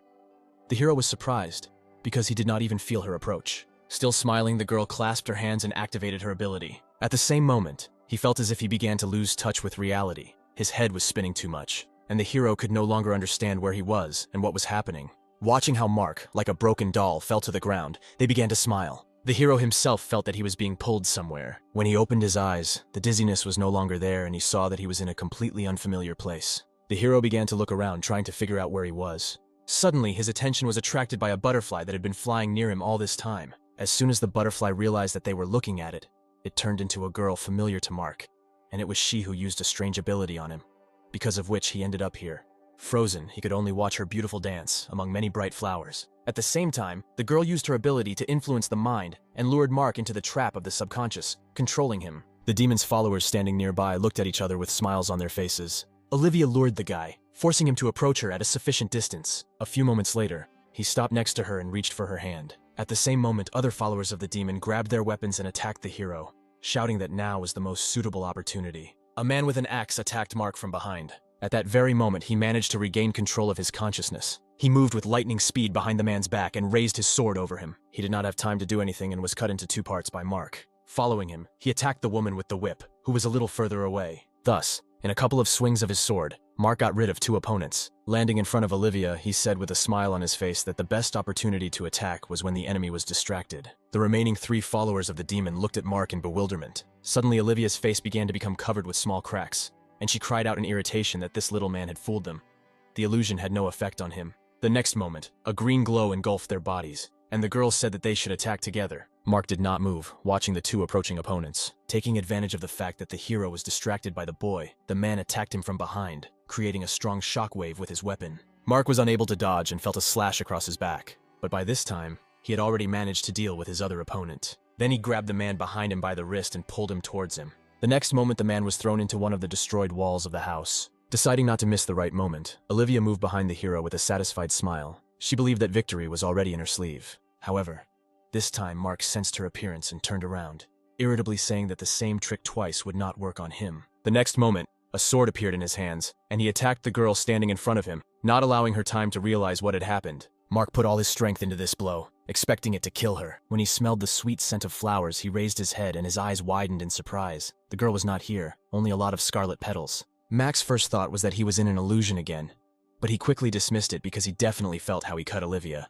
Looking around, the hero assumed that she had simply disappeared somewhere among these petals. Suddenly, from the petals surrounding him, something sharp rushed past Mark and scratched his cheek. The hero noticed that there was definitely something wrong with these petals, and he needed to get out of here. The next moment he jumped up, freeing himself from the swirl of petals. The petals did not want to free him so easily and reached out for him. A few moments later, they once again enveloped his entire body and began to transform into a strong vine. Due to the fact that she shackled his entire body, Mark was immobilized and fell to the ground, hitting the hard surface painfully. Olivia appeared with a satisfied smile and said that she possessed not only illusion, but also earth magic. Despite the pain caused by the vines pressing too hard on his body, Mark activated the Mammoth King's protective armor. Approaching him, the girl said with a smile that he was quite an interesting person. She was surprised that, being only at the 11th level, he was able to kill the 15th level spirits without much difficulty. Without taking her eyes off Mark, Olivia said that she would kill him so that the King of Spirits would read his memories and find out what secrets he was hiding. First, before this, she decided to teach the hero a lesson because he dared to deceive her. The next moment, she swung her hand down, and the vines pressed Mark into the ground with all their might. Then she waved to the side and the hero was pulled to the side. With his body, he broke through the walls of dilapidated houses one after another. Flying through another house, Mark thought that Olivia was just damn strong. To free himself or gain the opportunity to carry out an attack, Mark decided to get rid of the armor to free up space between his body and the vine. As soon as he removed the armor, he created hellfire in his freed hand. The hero created a fireball and turned to face Olivia. The next moment, he combined fire with the release of energy and sent an increased stream of flame towards the girl. Olivia did not have time to dodge, and the hellish flames overtook her. Only her painful screams could be heard from Mark. A few moments later, the fire dissipated and the hero sank to the ground right in front of the girl, who was shaking in pain. Looking at the guy standing in front of her, she said in a trembling voice that it was too inhumane for him to try to burn his opponent alive. When the pain dulled a little, she looked at Mark with caution, asking where he got so many talents. Because one person cannot have more than 3 of them. He looked at her with contempt when she said that what he had done to acquire all these talents was blasphemy, and God should have gotten rid of him long ago. Having created a flame in his hand, Mark grinned and replied that it was not for her to tell him something like that. Having finished off the last follower of the demon, level 16, he received the last crystal, 10,000 experience points, and 140 points of justice. At the same moment, an altar appeared in the center of the village. Mark placed all 7 crystals in special recesses on the altar to remove the seal. As soon as he did this, the entire sky became clouded, and the 7 pillars that had the recesses began to become covered with electric discharges. A few seconds later, electrical lightning simultaneously shot from the pillars and struck the center, creating an electrical sphere that hovered directly above the seal. As soon as the sphere was formed, a pop was heard, followed by a bright beam of light shooting into the sky. Mark, who had moved away to a safe distance, tried to stay on his feet so as not to be blown away by strong gusts of wind, when a system window appeared in front of him, informing him that he had successfully freed the demon. As soon as the emerging monster took the first step into freedom, a terrible roar was heard, and the ground began to tremble weakly. Mark looked at the demon in front of him in horror. This was the first time he had met such a powerful creature. The eye of true sight showed him that this demon of hatred was level 17, and his combat strength was equal to 71 stars. Noticing the hero, the demon let out a deafening roar. Mark himself was afraid to even move under the gaze of this monster. The next moment, the demon raised his huge paw at our hero, shouting angrily that it was his fault that all his loyal followers were killed, and everything that he had worked on for 100 years was destroyed. Mark, who defended himself with a sword, was amazed at the strength of this demon. Just one blow from him, and he literally no longer felt his hand. Suddenly, the hero felt the tension disappear. The demon slowly removed his paw. With his free hand, the monster swung at the guy. With his eyes widened in horror, Mark saw the demon's mouth open, and he again let out that terrible roar. The next moment, the demon's strong paw hit the ground where Mark should have been. Looking down, the demon saw a pool of blood. He said in disappointment that earlier it seemed to him that Mark was strong enough, since he managed to kill his 7 followers, but apparently he was simply mistaken. At the same moment, the weak voice of the hero was heard from under the powerful paw of the monster. The demon's face fell in surprise when he heard the voice of a little man, who he thought a moment earlier was dead. Mark managed to survive thanks to the fact that he created iron spikes, which turned out to be strong enough. They took on half the damage caused. When the monster put in more force and crushed the thorns, the hero had already managed to get out of there. The demon noted with surprise that this boy not only did not die after his attack, but was also able to move quite quickly. Having created iron spikes again, Mark rushed towards the monster, holding his sword raised above his head. He tried to force the enemy to fall by attacking his legs, but neither the sword nor the spikes could penetrate the demon's defense. He simply threw the hero aside with one of his paws at an impressive distance. Having flown several tens of meters along the ground, Mark finally managed to stop, and he jumped out of the cloud of dust he had raised. The hero decided to try using energy release, since other methods did not work on this monster. He stood in one place all this time, calmly watching the pathetic, in his opinion, attempts of this little man. He covered himself from Mark's attack with his hands. To his surprise, this blow was stronger than the demon expected, and he had to take a couple of steps back. As the hero sank back to the ground, never taking his eyes off the demon, he stood as if nothing had happened and said with a grin in his voice that people have quite a lot of strange tricks in stock. Mark was trying to figure out how to inflict significant damage on this monster, because everything he had tried before had no effect at all. The demon did not allow our hero to relax for a long time, deciding that now it was his turn to attack. Mark jumped back in time, carefully studying the enemy's powerful body and looking for weak spots on it. A couple of seconds later, he fixed his gaze on the demon's legs, or rather on his knees. Mark smiled contentedly, thinking that he had overlooked this place earlier. The next moment, he strengthened his sword by using the energy release talent and ran towards the enemy. Mark managed to successfully move behind the monster and strike him in the popliteal area. The hero's idea was successful, and the next moment the demon fell to the ground. Mark, standing next to the demon, said with a smile on his face that the movable joints of the bones are quite difficult to protect, and they have become a weak point. Rising up, the demon furiously shouted that he would tear him into small pieces. The next moment, the sand near Mark began to move. The next moment, a sandy paw that appeared rushed towards our hero. It was not difficult for Mark to get rid of her, but the demon took advantage of the fact that the boy was distracted by his bait. The hero noticed the monster's huge fist behind his back too late. The next moment, the demon hit Mark with all his might. Due to the enormous force of the blow, the hero was thrown an impressive distance. A few moments later, he fell onto the rocks, at which point a sharp pain pierced his entire body, merging with the pain from the blow he received. Just as Mark was on the verge of losing consciousness, his body began to heal. A minute later, he slowly rose to his feet, leaning on his sword. Wiping the blood from his face, the hero thought that he was very lucky that he managed to get Olivia's healing ability. Looking at Mark, the demon asked in bewilderment how he managed to survive. Smiling, the hero answered the monster that today only one of them will die, and it definitely won't be him. Suddenly, the system reported that a newcomer in another district had killed the demon of hatred and taken first place. After reading this message, Mark remembered that he needed to hurry up. The next moment, the hero rushed towards the demon, intending to defeat him as quickly as possible. The demon was not going to lie peacefully and watch how this impudent guy was about to attack him. He let out a terrifyingly loud roar, dispelling Mark's attack. Despite the strong gusts of air that blew him off his feet from the demon's roar, the hero managed to climb onto his powerful body. The sandy paws followed him, trying to throw the guy to the ground. Mark decided not to waste time on this and created his clone. Immediately after this, the clones ran in different directions, causing the paws to slow down for a split second. But after that, they separated and followed their targets. A few moments later, Mark and his clone simultaneously jumped off the monster's body right in front of his eyes. The demon hesitated when instead of one boy, two appeared in front of him. He randomly aimed at the one who seemed real to him, and not an illusion. However, the next moment, the second Mark attacked his other hand, cutting it off. As soon as the demon's limb was separated from its body, it threw its head up and let out a painful roar. Mark immediately jumped to a safe distance. With his remaining hand, he furiously began to punch his fist on the ground in front of him, wondering why this kid was so strong. When the stones and dust flew into the air, the hero covered his face with his hands. At the same time, the demon continued to lament, thinking that all this time he had been carefully watching him since he entered this village. Even then, he noticed that Mark had fairly good strength, speed, and fortitude. But this could not be called something outstanding.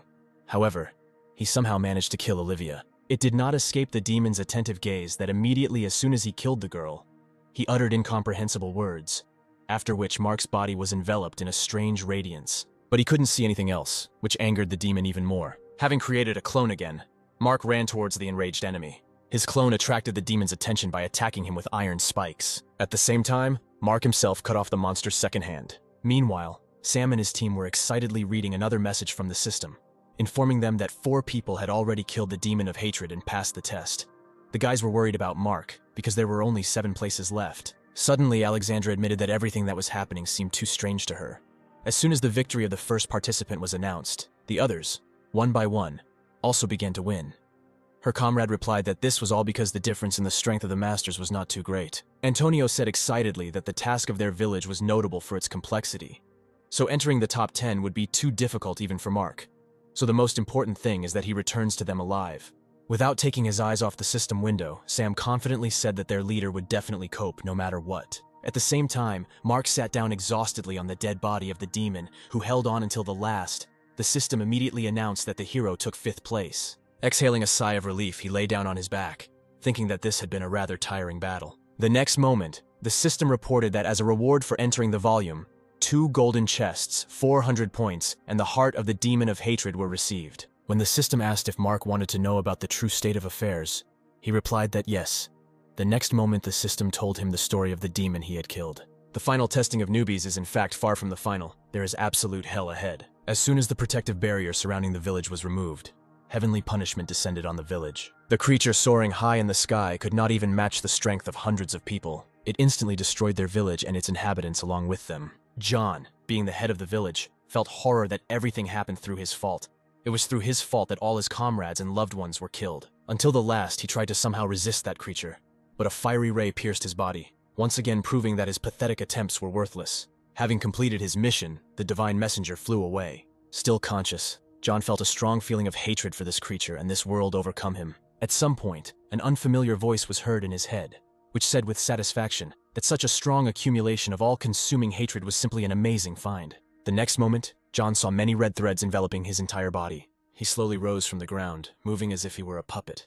At some point, a strange energy began to penetrate into him through his eyes and mouth. Mark carefully studied the history of the demon he defeated. He realized that after his death, John became a hostage to a dark deity, turning into a demon of hatred, and this deserted village was the territory that was in his possession. Now all his thoughts were concentrated on the last test that his village had to go through. Heavenly punishment. The sudden message sent the hero into shock. After reading it, he exhaled tiredly, saying that this could become a serious problem. At the same time, the residents of Village 911 had just finished their hunt for monsters in the 8th level area, and decided to take a break. A sudden message from the system made everyone worried. The 74th village confirmed the official creation of its village, and changed its name to Polar Night. Some began to discuss that if the mission had not been complicated for them, they would have been the first to announce the official creation of the village. One of the girls in charge of preparing the food suggested calling their leader, Mark. But the girl did not have time to press the call button when a message from the hero arrived in the chat, attracting everyone's attention. Julia shouted out impatiently for someone to quickly find out from the leader when they would start building their village. Mark replied that before starting a development, he needed to come up with a good name, and asked if anyone had any thoughts on this matter. Many began to propose different names, based on their taste. Then Sam intervened, saying that they all come from the land of the dragon. Therefore, they must retain the spirit inherent in them from birth, which will allow everyone to soar into the sky like a dragon. So a suitable name would be Dragon Whirlpool. Mark took a couple of seconds to think about Sam's proposed name. Finding no arguments against it, he agreed with the name.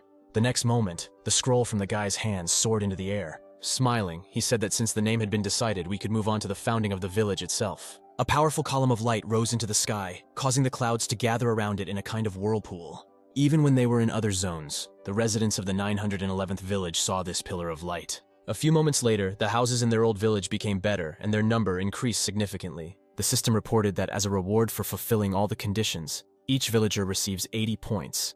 The village chief receives 400 points. This message gave hope to everyone to move on, and caused a huge surge of joy. Noticing the new system window, Alex attracted the attention of his comrades by saying that the system had new functions. From this moment on, village residents can teleport to their homes wherever they are by pressing a button. This function is available only once a day, the village chief, 3 times a day. Alex decided not to hesitate and take advantage of the new opportunities, despite the protests of his comrades. After he pressed the teleportation button, the next moment he found himself in the house. Others also teleported to their homes and were delighted that in this world they were given such an amazing opportunity. It could even save their lives in a critical situation. The guy approached his comrades and said that they also have access to the reverse function, which allows them to teleport back, thanks to which they will not need to waste time and the energy restored in the house on the road. Residents who left their homes decided to move to the square to organize a celebration there in honor of the creation of the village. Suddenly, the system reported that Mark, the village chief, had activated the public video broadcast function, causing many people to be surprised. Once the connection was established, Mark asked in a serious voice that everyone listen to him carefully, because at the end of the newcomer's test, the newly formed villages would have to withstand the attack of the Heavenly Punisher, whose combat power was equal to 100 stars. Everyone was stunned by such news. Meanwhile, the hero continued, saying that the main task of the Punisher is to destroy the houses of the newcomers. As soon as this happens, they will automatically become homeless, and 100 points will be deducted. These words horrified everyone, and not a trace of the former joy remained. Everyone understood perfectly well that they simply could not survive, because the strength of the majority did not even reach 10 stars, let alone 100. After a pause, Mark continued, saying that if the village can give a proper rebuff, then everyone will receive a worthy reward. They only have 4 days to prepare, so he asked that everyone try to reach the 10th level by this time. At the end, he added that as the village improves, you can get the right to build a guardian altar, with the help of which the chance of victory increases. But for this, you need to fulfill 5 conditions. He began the list with the fact that the village should have more than 500 residents. The second point was that the headman should receive the title of aspiring emperor. And the third was that the headman's house should be improved to the 2nd level, and he would take care of these 2 points. The remaining 2 points were that the number of first-rank houses must be at least 100, and the number of people who have reached the 10th level must be more than 10. Mark said that he left these 2 conditions on them, and asked that they take it responsibly, because their lives depend on it. As soon as the guys received the task from their headman, they immediately moved on to completing it, realizing that every minute was important for them. Having received a list of the necessary materials to increase the level of houses, Alan said that first they need to get wood, stone, and fur. He suggested dividing into groups and exchanging what they managed to collect for the materials they needed in order to speed up the process. Many supported his idea, nodding their heads approvingly. Meanwhile, Mark ended the broadcast. He turned around, looking at the destroyed village behind him. When the brilliant idea came to his mind that all the necessary materials could be easily collected here, he smiled. A few minutes later, when the headman's house was enveloped in radiance, everyone was frightened by surprise, but the system reported that the house had been upgraded to the 1st level. When the system reported that in 1st-level homes, the rate of energy recovery doubled, and when the resident was in a state of sleep, tripled. This motivated everyone else even more. Looking at how their headman's house had been improved, no one had any doubt that Mark was the true embodiment of the deity of fortune. The residents were ready not only to follow him, but also to follow their leader everywhere if he ordered. The next system message attracted everyone's attention. It said that the number of new villages had reached 100, so from now on, the competition to improve them begins. At the same time, the situation in the village of Polar Night was completely different. Rivers of blood flowed there. The vampire, who had the title of Marquis, enjoyed the blood of his next victim. Having drained the man to the last drop, he threw the blunt on the ground, wiping the blood from his lips. All this time, Bishop was watched by Prince Albert of the Vampires, standing aside with a glass of blood. Turning to Albert, Bishop said that all the residents of this village had already become members of their vampire clan. This news brought a satisfied smile on the prince's face. Looking at the corpse of the just-killed man, he said that a little more, and they would become the strongest village on this planet. Lowering his hand with the glass, he poured out all the contents, saying that their next goal was to become one of the top 3 villages in the next stage of improving conditions. When drops of Albert's blood spilled onto the man's face, the process of his conversion was already completed, and he winced, feeling the sweet aroma of the liquid intoxicating all vampires. The next moment he opened his eyes, emitting a red glow. The standing vampires continued to discuss their plans, watching as the newly turned vampire jumped up and ran to where the smell of blood was strongest. A moment later he joined the girl, who latched onto the dead body of the wolf and drank its blood, trying to quench her thirst. When Bishop expressed his concern that it would be difficult to achieve their goal in 4 days, Albert replied that he should not worry so much. Only 3 villages could compete with them at the moment. However, when it came to Dragonpool Village, his face frowned, and he said that even if someone outstanding appeared there, it would not change the general state of affairs. Then he looked down, where the newly converted vampires attacked the dead carcasses of animals scattered throughout the village. He was confident that with the army he managed to acquire, they would easily break through to the leading position. At the same time, work was in full swing in the Forgotten Village. With the help of his iron spikes, Mark found the materials he needed and sorted them. That night, he used all the rewards he had received, and after the stat points were distributed, his strength was 83 stars, and he also managed to obtain the title of Aspiring Emperor. Having looked around contentedly, Mark thought that to improve his house to the 2nd level, he only had to get 1 ice stone of the 1st level. After he sent all the materials he had mined to the system, he began to think about where he could get this stone. The first thing that came to his mind was the lake where horned turtles live. He sighed tiredly, deciding that he had no other choice, and began to stretch his body. When the system informed everyone that the village chief had donated 700 units of wood and 320 units of stone, gratitude poured into the chat. Mark smiled contentedly as he continued his warm-up. He was pleased to receive praise from others. After warming up thoroughly, he activated the acceleration talent. The next moment, he took off and ran towards the lake, thinking that this world had provided them with a lot of different benefits. For example, using primary energy stones would allow them to get 100 stat points, which can now be obtained not only by killing monsters. Thanks to this arrangement, residents who do not have combat talents can lead a lifestyle suitable for them and gradually become stronger by absorbing the power of energy stones. He was also confident that in the relatively near future, they would have professions such as carpenters, miners, and butchers. The village's resources will be enough to feed and provide jobs for these people, and this will also allow them to continuously improve their level. In less than 10 minutes, Mark covered an impressive distance and reached the shore of the lake. Without stopping, he immediately dived into the water. Holding his breath, he confidently swam down. However, a few seconds later, he realized with horror that he was running out of air. The hero turned around and swam to the surface with all his might, trying to make it before he had time to suffocate. The appearance of an uninvited guest did not escape the attentive eyes of the predator lurking at the bottom. After several painfully long moments for Mark, he finally managed to emerge from under the water. He realized that he had gotten too carried away and almost died because of such stupidity. Suddenly, he heard a loud splash of water below him. The next moment, he saw that the wide-open mouth of an aquatic predator was under him, and his body, finding itself in weightlessness, began to rapidly fall down. The beast immediately closed its mouth and rushed back to the bottom. However, Mark ruined his plans by cutting his belly from the inside and getting out to freedom. Holding his breath, the hero applied an extraction to the animal and received a new C-rank talent, the Spirit of Water. He noticed how the next moment gills began to appear on his face. Mark exhaled with relief and smiled contentedly. Touching his cheek, the ability to breathe underwater would make his task much easier. Looking ahead, the hero noticed the appearance of many predatory fish. Some managed to get close to Mark at a rather dangerous distance. Using his new talent as a water spirit, it was not difficult for him to deal with so many enemies. The fish imprisoned in ice balls were unable to move. Mark then cut them down using his energy release talent. Sometime later, he managed to catch and saddle a crocodile, using iron spikes as reins. Looking around, the hero noticed with displeasure that this lake was unusually large, even though he had been here for more than an hour, but he had not been able to find a single ice stone. Hitting the crocodile on the head with his fist, Mark irritably asked if he had been deliberately leading him in circles all this time. He answered in a tortured voice that they would soon be there. The crocodile dreamed of getting rid of this guy, who had broken into his house in the most brazen manner, as quickly as possible. In addition, he tied him up and separated him from his beloved, dragging him through force to an unknown place. Suddenly, something caught our hero's attention, and he told the crocodile to stop. Mark was lucky and noticed a turtle swimming past them in time. He did not follow her, deciding to see where she went first. As soon as the turtle was far enough away, they swam in the same direction and hid behind the rocks. Mark did not dare to go further when he saw that a little further below the Horned King was sleeping peacefully, surrounded by several hundred turtles. Waving his hand, the hero told the crocodile that he should move further away, because he was not responsible for his safety.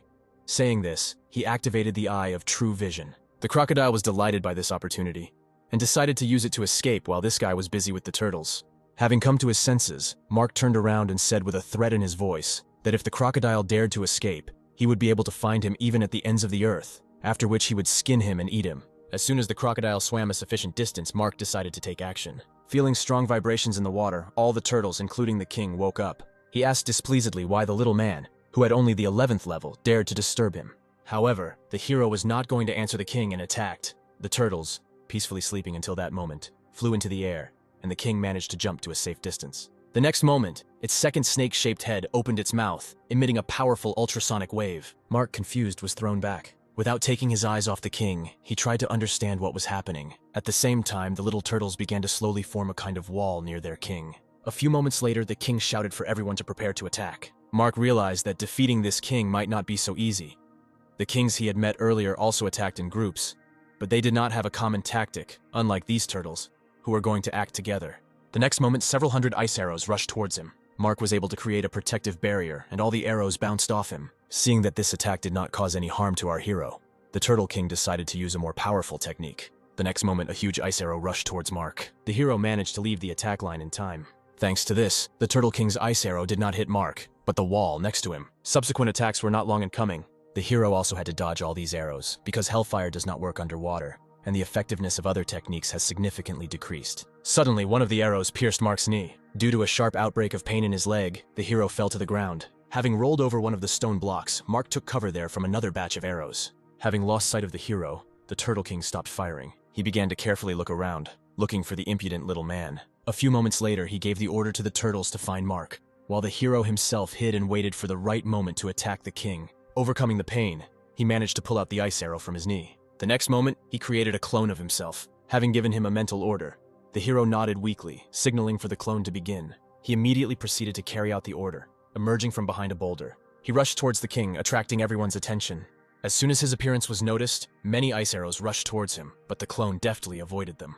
Mark carefully watched the actions of his clone, thinking that it was time for him to start acting too. First, he looked around the circle, making sure that all attention was focused on the clone, and no one would notice him. Only after this, the hero ran out of his hiding place and carefully approached the enemy's rear zone. At the same moment, one of the arrows hit his clone, enveloping his entire body in ice. For a split second, Mark froze in shock. Having regained his composure, the hero returned to executing his original plan. The Turtle King was in disbelief when the body of the guy in front of him suddenly dissipated. Hearing footsteps approaching behind him, the animal slowly turned around. At the same moment, Mark jumped towards his opponent, pointing his palm with the activated technique at the king's head. The Turtle King was unable to dodge and one of his heads was destroyed. As soon as this happened, another head, belonging to a snake, immediately attacked the hero, opening its mouth and revealing sharp fangs. Mark jumped to the side and used a skill borrowed from the Demon of Hatred, Shadow Bonds. The next moment, several paws appeared from the ground and wrapped themselves around the body of the Turtle King, preventing the snake's head from moving. Using his energy release, Mark dealt the final blow to his opponent. He immediately went limp in the paws holding him, and the system reported that the hero received a royal water core as a reward for killing him. Mark also finally managed to reach level 12. All this time, the turtles watched the battle, and as soon as their king was defeated, they turned around and began to swim as far away from here as possible. Having created a clone, Mark said with a smile on his face that now is the time to get rid of the little things. Immediately after this, he and his clone went hunting for turtles. While the hero was catching up with the sailing turtles, the system reported that he had received several skills of the Turtle King, control of water and ice, as well as an ice storm that shoots arrows, creating a tornado of ice and snow. Thanks to this skill, which not only created arrows, but also a tornado of ice and snow, Mark managed to quickly defeat the remaining turtles. Looking at the dead bodies of turtles that floated above his head, the guy smiled contentedly, saying that this game was worth the candle, because he managed to acquire a rather rare and deadly skill. While Mark was distracted by his thoughts, a crocodile, which he had previously forcibly tamed, swam up to him from behind. When the hero drew attention to him, he smiled conspiratorially and said that the ice stones were not far from here. He sincerely hoped that if he served this guy, he would simply let him go back to his wife. Deciding not to waste any more time here, Mark sat on the crocodile and headed for the stones. All this time, our hero's actions were actively monitored. He managed to attract the attention of supporter observers with his unusual strength. The blonde girl was holding a tablet in her hands and a slight smile was on her face as she thought that Mark looked very courageous during battles, and it would be great if they started an affair. At that moment, her friend looked up from watching the other newcomers and said that Lillian had better not think about something like that, because people are too weak and they do not have any special innate abilities. The girl was sure that even if this guy reached the perfect level, he still would not be able to survive the Great War of 10,000 Worlds, much less meet them. Turning her attention back to the big screen, Mina noticed that the resources of Mark's village had increased significantly, which meant that the difficulty had increased proportionately, so it would be quite difficult for this guy to complete the mission. Taking the tablet from Lillian's hands, she said that the most difficult thing was not to collect all the cores of the kings, but in the final battle on the Dragon Slope. Meanwhile, Mark obtained the ice crystal he needed and leaving the lake, moved to another zone. There he managed to subdue a huge eagle and climb onto its back. Moving on the back of the bird, Mark looked through the rating of the residents of his village. The first place still belonged to him, who had the 12th level, while the majority of others had reached only the 8th level. Having studied the list of people included in the top, he noticed that new names had appeared there. He was immediately interested in what they had to do to rise so quickly. When a message came into the chat that someone was ready to exchange 10 pieces of a newcomer's weapon for 1 energy crystal, Mark was overcome with bewilderment. He did not even suspect that these crystals would become so in demand. A sudden realization struck him. Mark figured out the reason why those guys from the top managed to rise so quickly. He knew that if he donated a newbie's weapon, he could get 2 contribution points. The cost of 1 energy crystal is equal to 10 points.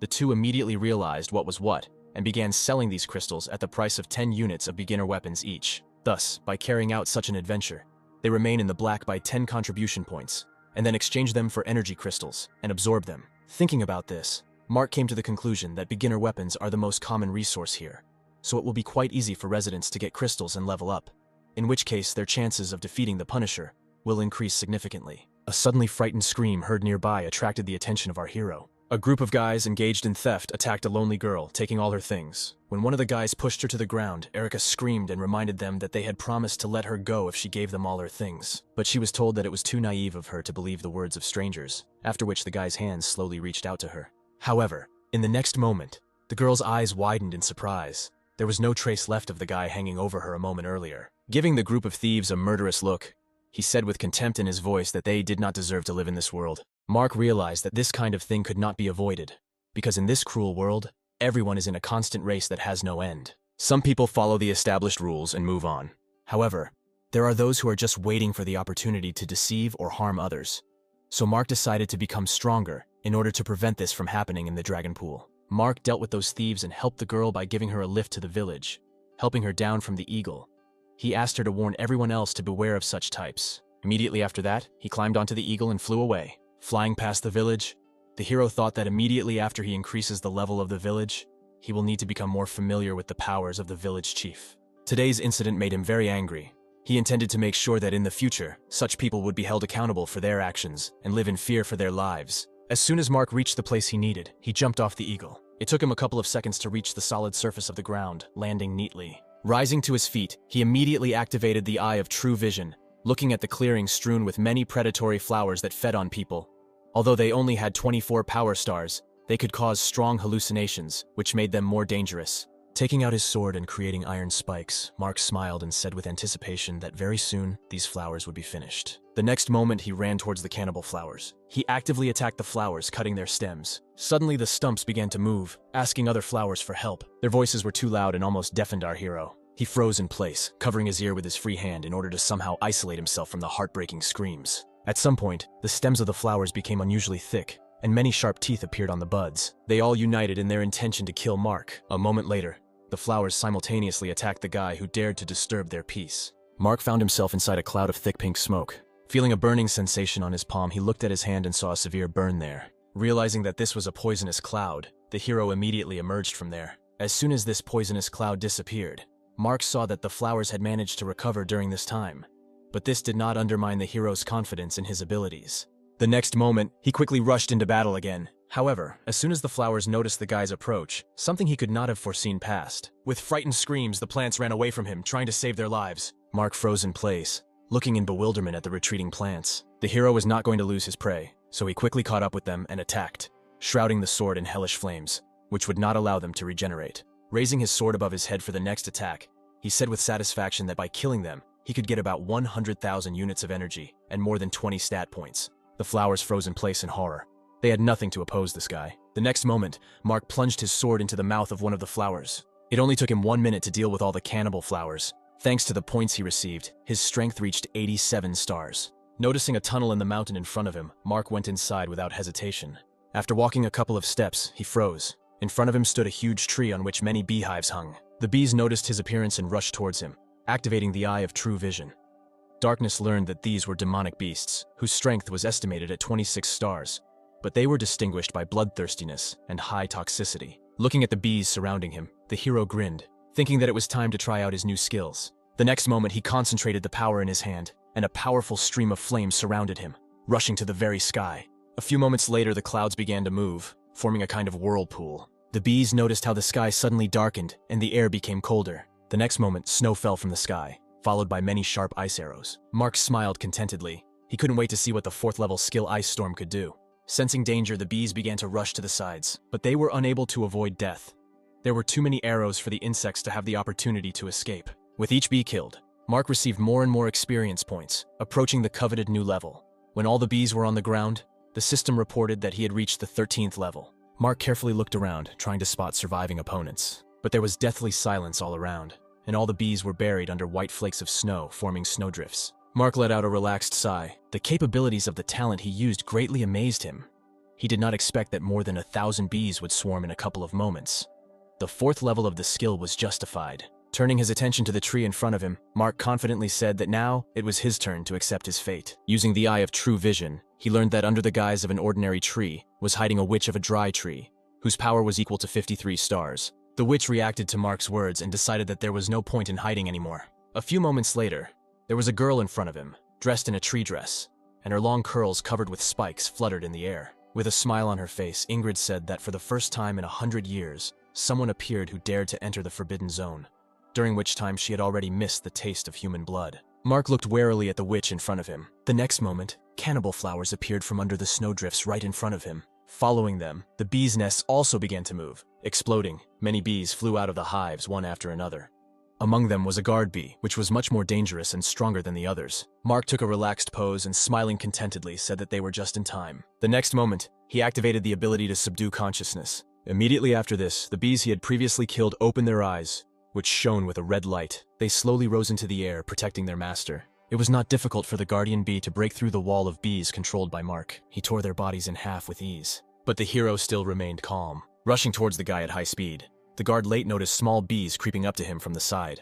They instantly clung to his body. The next moment there was an explosion, and the system informed the joyful Mark that he had successfully killed a rank 15 demonic animal and received golden bee royal jelly. Without opening his gaze from the sky, from which the dead bodies of bees were falling, he said with a satisfied smile on his face that he had cheated a little, because a bunch of ordinary bees would never be able to resist the queen bees. Several more explosions were heard in the sky. Turning to Ingrid, Mark explained that he used the skill of controlling beasts to activate the hellfire placed in their bodies and force them to fight on his side. The witch asked in bewilderment how he managed to master two completely opposite skills, fire and ice. Mark ignored the question, continuing to explain that once the bee reaches its target, he activates the hellfire and the bee explodes. He slowly began to approach the witch, shrouding his sword in blue flames. At some point, he simply disappeared from Ingrid's sight. She jumped in surprise when the hero appeared in front of her with a sword raised above his head. The witch instantly took cover behind her hair, which was strong enough to withstand Mark's blow. But she underestimated our hero too much, and only one swing of his sword was enough for him to cut through her defense.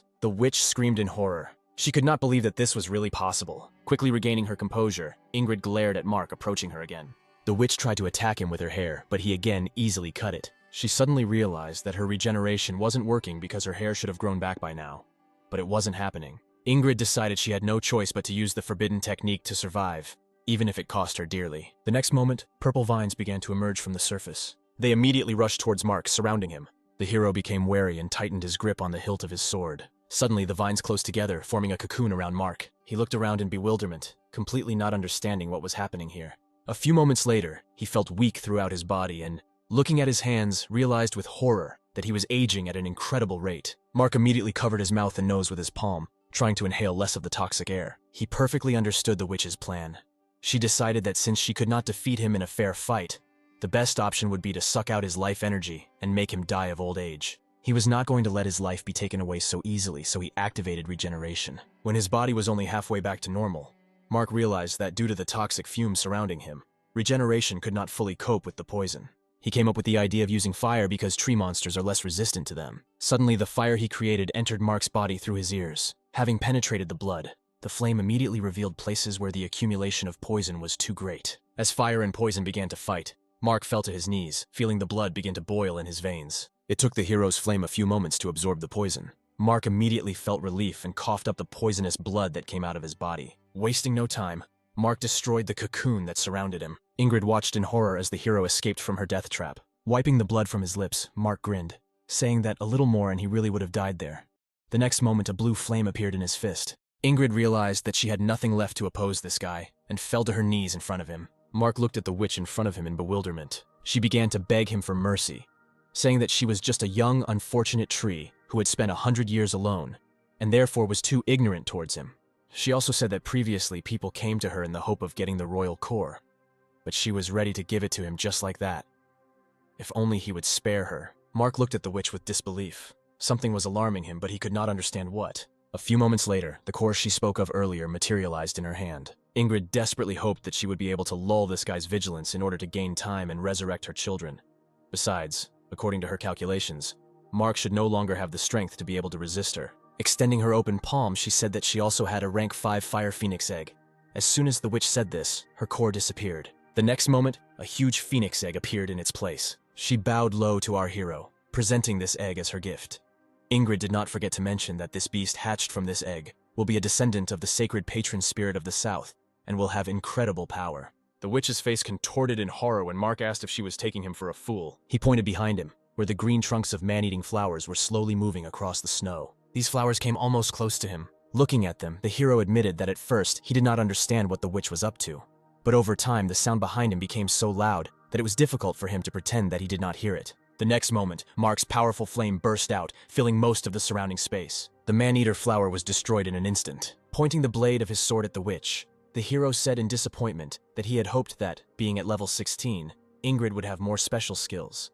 But he was mistaken. When she wanted to object, Mark cut off her head without the slightest hesitation. Immediately after this, a system window appeared, informing him that for killing the Witch of the Withered Tree, he received 1,000 experience points and a silver treasure chest. He also managed to acquire a new C-rank talent, the Synergy of Six Senses. Immediately after this, the system reported that due to the presence of 2 identical talents, he was upgraded to B rank. Due to this, Mark can now create 2 clones, not 1, and the skill of controlling animals was also improved to the 4th level. Mark looked at the phoenix egg with a satisfied smile, thinking that a comrade in arms would not disturb him. A couple of minutes later, the hero plunged into meditation, feeding the egg with his life force so that it would hatch faster. When Mark felt the egg's absorption of energy slow down, he decided that was enough. Coming out of meditation, the hero smiled contentedly. The next moment, a golden glow surrounded the egg, after which a quiet cracking of the shell was heard. As soon as the glow stopped, a cute phoenix chick looked out of the egg. Mark couldn't resist cuddling such a cute little animal. However, the chick himself found the guy's actions unpleasant and began to irritate him quite a bit. The next moment, he destroyed the remains of his egg, releasing his power. Due to a powerful flow of energy, Mark was thrown aside, and a projection of an adult phoenix ascended into the sky, emitting a deafening cry. The amazed hero grinned, thinking that the saying that he was small and brave was very appropriate now. With the help of his eye, he learned that the chick's combat power was 50 stars, and he also had such talents as Fiery Law, Divine Blood of Ancestors, Golden Flame of Fiery Heavens. Looking at the chick in front of him, Mark guessed that if he also used the Six Senses synergy skill, Spiritualism, then the Phoenix's combat power would increase by 60%, and the strength would be equal to 80 stars. Rising to his feet, the hero began to shake off his clothes. Suddenly, the chick approached him and sat on his shoulder. Smiling, Mark said that from now on he would be called Faye. The chick liked the name and chirped happily, allowing the guy to stroke him. The next moment, the hero used the skill of Spiritualism, establishing a deep connection between him and the chick. Thanks to the fact that he was raised by spirit and blood ties were established, the system reported that everything went well, and now the chick became his spiritual beast protector. Mark watched the joyful phoenix circling around him with a smile on his face. Suddenly, Faye stopped and called his master. Thanks to the synergy, the hero could easily understand what the chick was telling him. Still smiling, Mark asked what happened. When Faye replied that he was very hungry, the hero was in a stupor. Only now did he realize that from now on he needed to take care of the food of his pet, regaining his composure. He asked whether Faye eats animal or human meat. Having found out everything, they left that area, heading to a more dangerous place. Mark managed to subjugate the dragon on which he and the chick traveled. Sighing heavily, Mark was wondering what to feed his pet.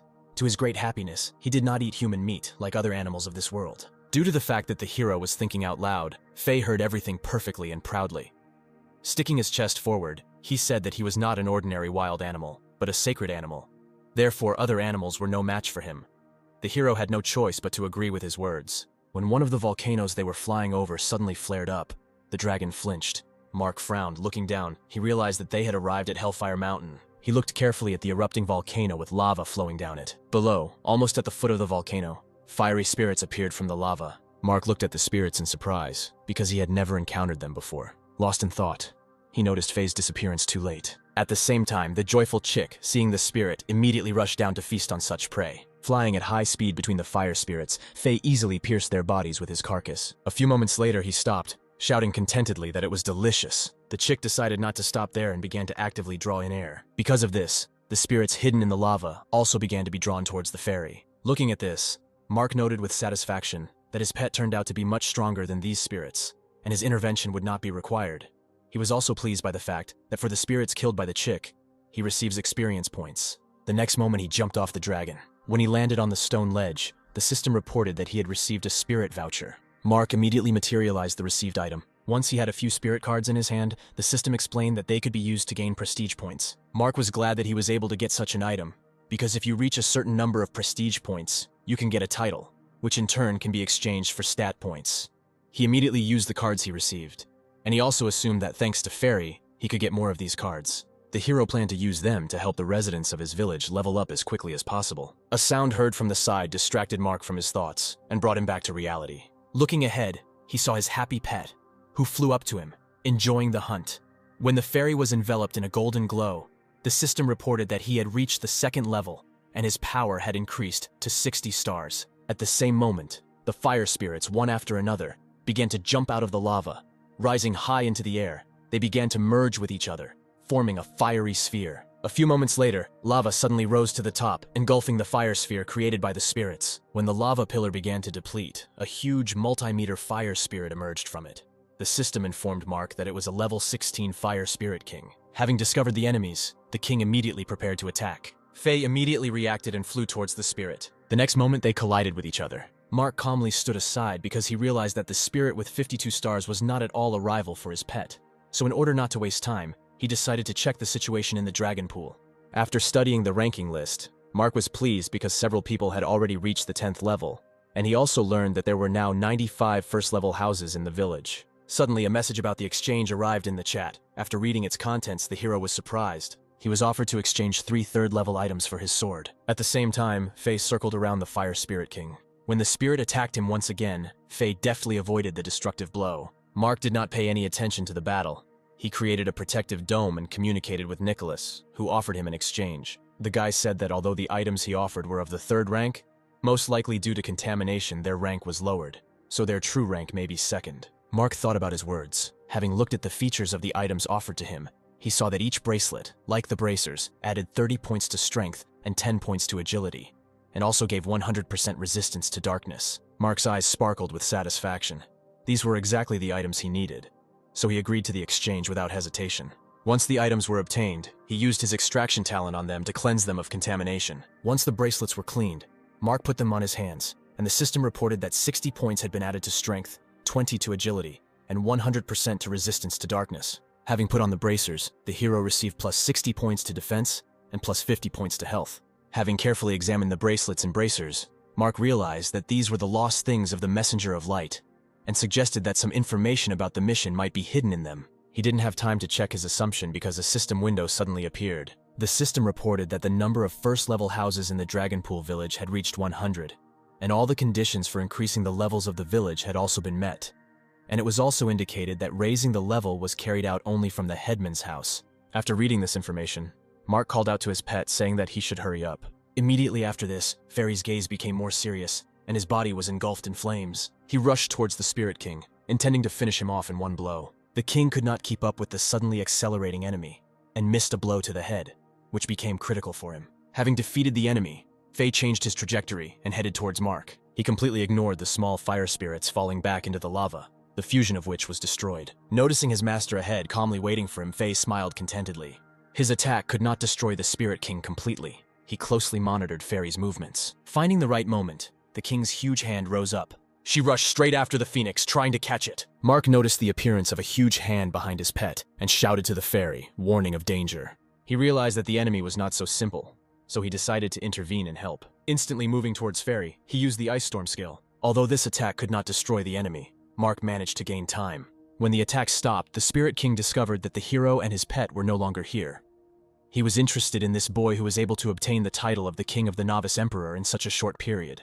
Meanwhile, a column of white light appeared above the headman's house. Finding himself at home, still not over what had happened, Mark said that if it were not for the movement function, they could have died there. Deciding not to waste time, he immediately called up the system window. When the level up button appeared in front of him, Mark immediately clicked on it. As soon as he did this, his house began to change. Changes began to occur not only to his house, but to all the other first-level houses. Once all the changes were made, the system reported that the village of Dragonpool was promoted from level 0 to level 1. Immediately after this, a blue sphere appeared in the sky, and the system explained that all villagers would receive a blessing from heaven and 50 stat points. Mark smiled contentedly when he learned that as a prefect, in addition to the blessing of heaven, he would receive 100 stat points. A few moments later, many rays descended from the blue sphere.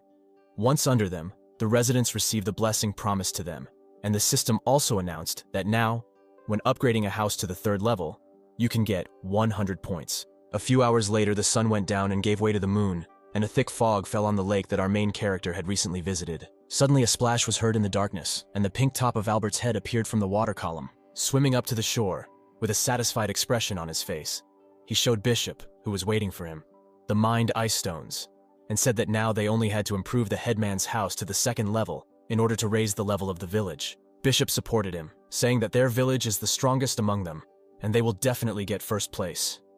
After his words, Albert pressed the crystals to himself, and his face took on a relieved expression.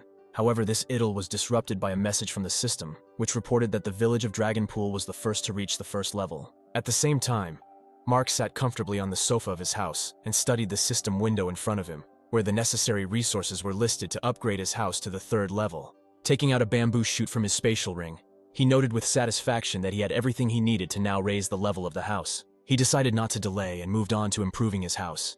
Immediately after this, the area of the house increased significantly, and instead of wood, it was lined with brick. When new rooms appeared inside, Mark and his pet immediately began to explore them. Discovering a spacious kitchen, their eyes lit up with joy. When the hero discovered a bedroom with a soft bed, his joy knew no bounds. He immediately rushed towards the bed to appreciate its comfort. In addition, a bathroom also appeared in his house.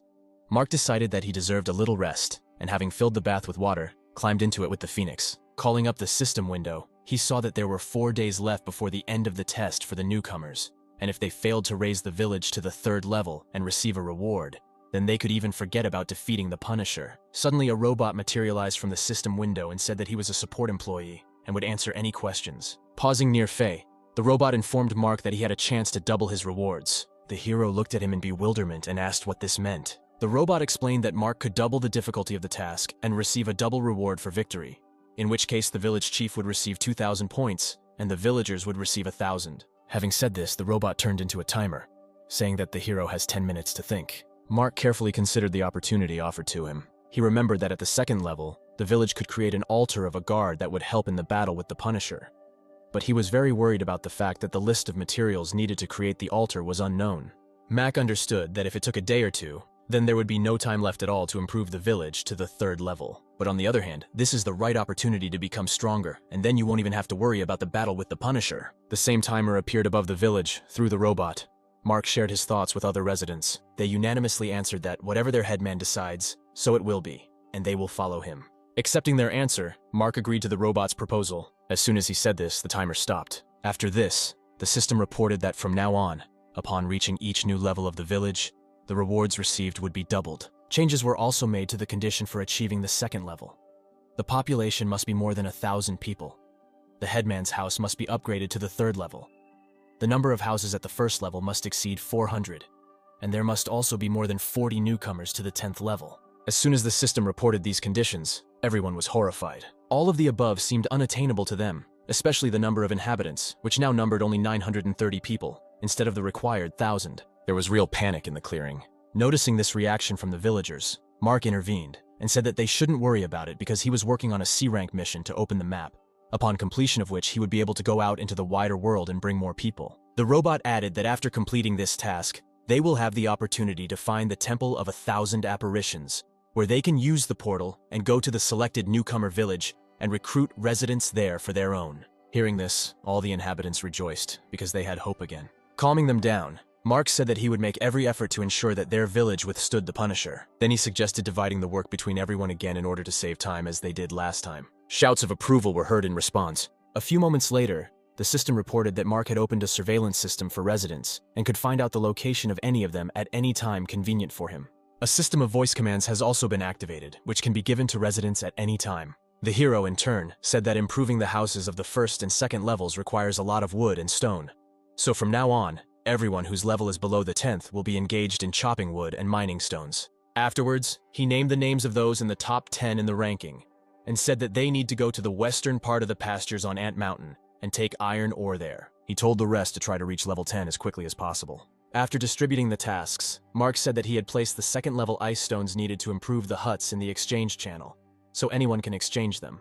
He said that they must reach the second level within 2 days, no matter what. In response, residents could be heard shouting that they would do everything possible. After that, Mark turned off the broadcast and materialized the treasure chests he had received earlier, thinking that in order to defeat the King of the Fire Spirits, he needed to improve his equipment.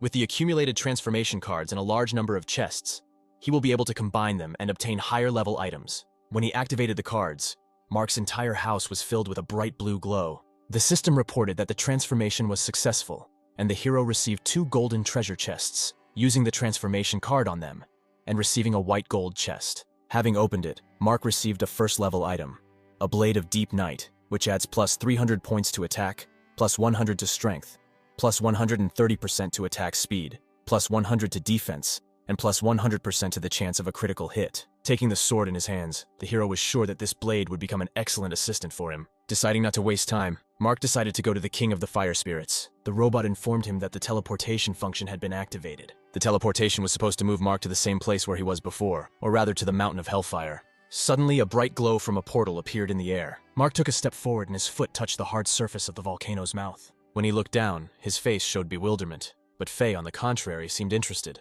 In the crater of the volcano, right after the lava, an unusual flower bloomed. Using the Eye of True Vision, the hero learned that this is the lotus of the raging flame, which appears after the death of the phoenix, whose blood and spirit are melted. Suddenly, screams heard from the side attracted Mark's attention. He turned around and saw a little boy on the crater of a nearby volcano who attracted his attention. Without taking his eyes off him, the hero asked the boy who he was. With the help of his eye, he already saw that this child had the 18th level and 99 stars. It was also determined that he had an immortal body. The boy seemed surprised by Mark's question. The next moment, surprise gave way to a satisfied smile, and walking along the vent, Nathan said that the chick was too fragile. You just had to pinch it, and it died. So the clan members accused him of not being able to raise a worthy chick. Then, with a terribly pleased face, he added that when other members of the clan decided to execute him, it came to him to make the first move and kill them all. The next moment, the boy turned around, saying that later the heavens told him that it was no good to just wander around the world and allowed him to stay here, and also named him the Fire King. Having said this, he crossed the distance separating him and Mark in one leap, approaching him closely. In surprise, the hero recoiled from Nathan. Mark was amazed at the monstrous speed of the Fire King standing in front of him. Having regained his composure, the hero swung his blade, attacking Nathan, but he easily jumped back. Moving away from Mark, Nathan apologized and mockingly admitted that he had not thought that he could frighten a person from the small Chiliocosm so much. Mark asked with confusion what his words meant. He remembered that he had previously met one opponent who was from the middle world, and suggested that the universe was divided into large, medium, and small worlds. Waiting for Nathan's answer, he took a defensive stance, but he was in no hurry to reveal all his cards and replied that Mark had nothing to know yet. After that, he decided to take action and created fire in his palm. Immediately after this, dragons emerged from the volcanoes behind him. Thanks to the Eye of True Sight, Mark learned that these were mutated glass dragons whose power was equal to 18 stars. By order of Nathan, they rushed towards our hero. Mark also did not hesitate and created ice arrows, after which he said with a grin that the King of the Fire Spirits greatly underestimated him. The next moment he waved his hand. Arrows immediately rained down in a hail towards the dragons. Faye also decided not to remain on the sidelines, and rushed forward through the wall of arrows. Noticing him, the dragons let out a terrifying roar. The next moment, their bodies were pierced by ice arrows. Faye flew between the dragons at high speed, and avoiding arrows, cut their bodies in half. One of the dragons managed to get close to Mark and attack him, releasing a powerful stream of flame from its mouth. Thanks to protection from fire and cold, this attack would not have caused him significant damage, so the hero did not even think about dodging it. Instead, he jumped through the fire and into the dragon's mouth. Mark tightened his grip on the blade before striking. The next moment, he cut off the dragon's fangs with one swing. Nathan watched this with a sadistic smile. When the dragons were defeated, still smiling, he slammed his fist into his palm. While creating a ring of fire, Nathan said that he wanted to see how strong the level 15 Rookie King was. Mark froze, watching as the lava rose and began to reach towards the ring of fire that had been created. A few moments later, a huge fire golem appeared behind Nathan. The hero noticeably tensed, looking at the new opponent, and Faye hid behind his master. Using the Eye of True Sight, he learned that the combat power of this golem was equal to 100 stars. The golem concentrated its power into its fist, preparing to strike. Nathan shouted loudly that Mark had better prepare to die. The next moment, the golem attacked. Seeing that the golem's blow could not kill Mark, an anticipatory smile appeared on the face of the Fire King. He wondered how long the hero could hold out. The next moment, the golem exerted even more force. He tried to crush Mark, who was standing under his fist. Suddenly, the surface of the volcano on which our hero stood began to crack, unable to withstand the enormous power of the golem. When it collapsed, Mark flew back and the golem's fist hit the surface. Having reached the ground, leaning on his hands, the hero was able to land safely. He immediately jumped away as far as possible. Mark shouted to Fairy that it was too dangerous here and he had better find a place to hide. But the hero himself decided that it was necessary to stop Nathan.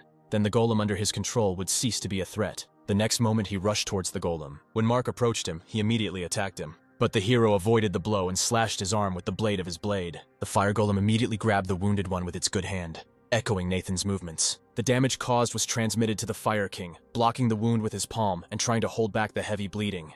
Noticing that Mark had disappeared from his field of vision, he turned around sharply. The hero moved behind the golem, raising his blade to strike. However, acting on Nathan's orders, the golem was faster and attacked Mark first. He was thrown into the lava. The hero managed to create a protective barrier in the form of a bubble, so the lava did not cause him any harm. When Faye flew up to him, he said that everything was fine and he should quickly fly to a safe place. Mark grinned when he realized that the golem and the Fire King were connected, so if you hurt one, it would spread to the other. The next moment, he used the Shadow Shackle skill. Numerous arms suddenly appeared from under Nathan's feet and surrounded him. He didn't have time to do anything before his whole body was shackled by them. As Mark had predicted, the fire golem was also immobilized. The hero instantly approached his opponent, pointing the blade of his blade at him.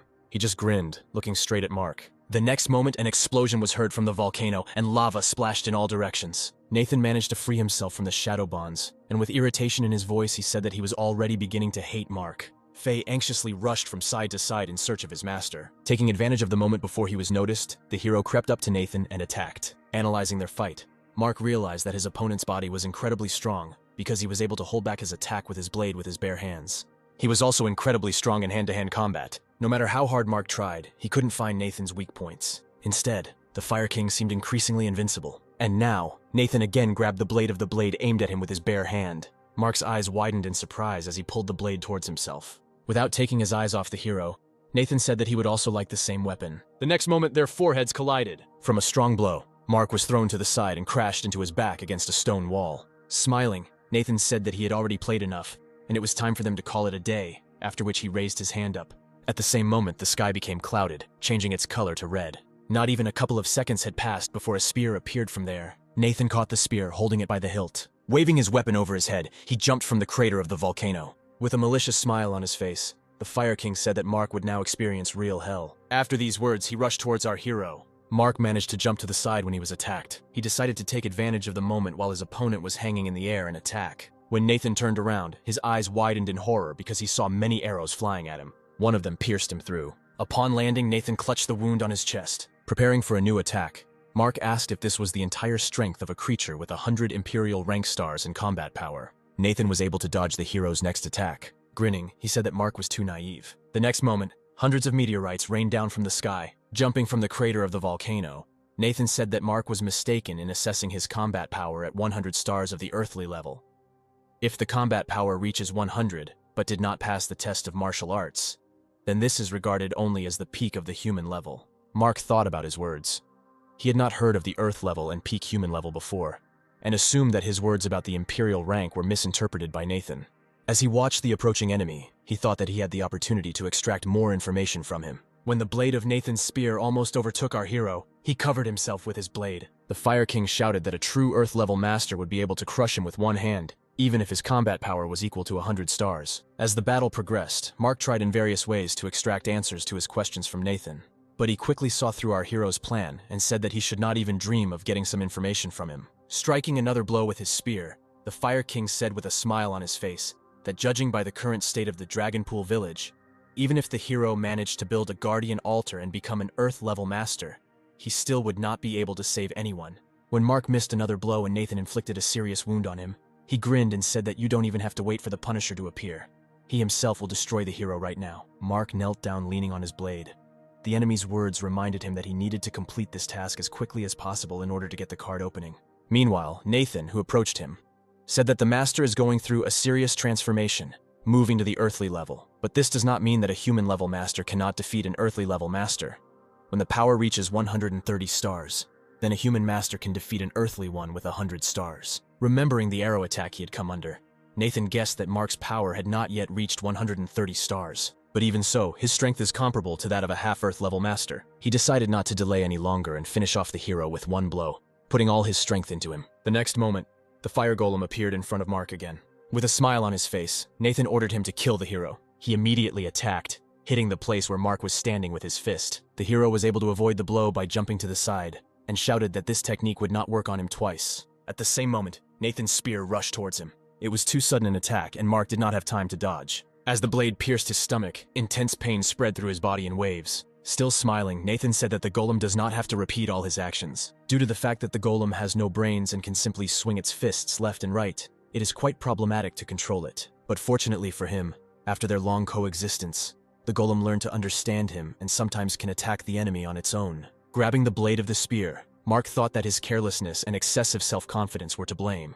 In this world, one must always be on the alert. He began to slowly pull the blade out of his body, hoping that the regeneration would have time to restore his body before he was attacked again. Nathan noticed that Mark was not listening to him at all and said that he would now start to get angry, because he was telling all this especially for him. The next moment, the golem attacked again. The ground under his fist began to crack into huge cracks. Faye rushed off, hoping to help his master. As the golem raised its fists to attack again, Faye was sweating right at it. He slammed into the golem's chin with all his might, causing him to stagger back. After that, Faye began to circle around him, completely turning his attention to himself. Looking at the golem's stupid attempts to catch the phoenix, Nathan decided to intervene. Taking control of the golem, he waited for the moment when Faye flew past the golem. The next moment, he grabbed the phoenix, holding it in his fist. After waiting a few seconds, he opened his palm, and Faye's burned body fell from there. Lying on the ground, exhausted, Mark tried to force himself to get up, thinking that he couldn't die now, because the lives of hundreds of residents of his village depended on him.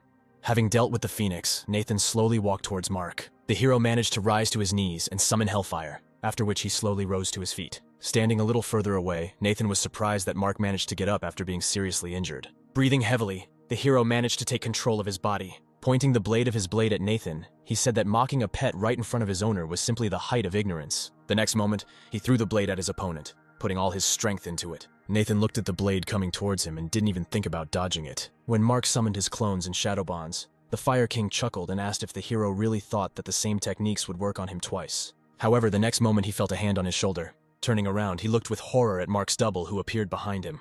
But that was not all. The next moment, his legs were enveloped by many arms. No matter how hard he tried, they would not allow him to budge. At the same time, Mark approached Nathan, holding him on the other side. As the blade of the blade pierced his throat, the Fire King extended his hand forward. He grabbed the blade and tried to stop it, but Mark did not allow this to happen. Grabbing the handle of his blade, he plunged it deeper into the enemy's body, piercing him right through. Nathan's mouth opened in a silent scream, and his body began to become covered with cracks. A fire whirlwind engulfed Nathan's dead body, and the system reported that for killing the Fire King, Mark received 3,000 experience points, 9 reputation points, and 300 responsibility points, as well as the Emperor's Fire Core.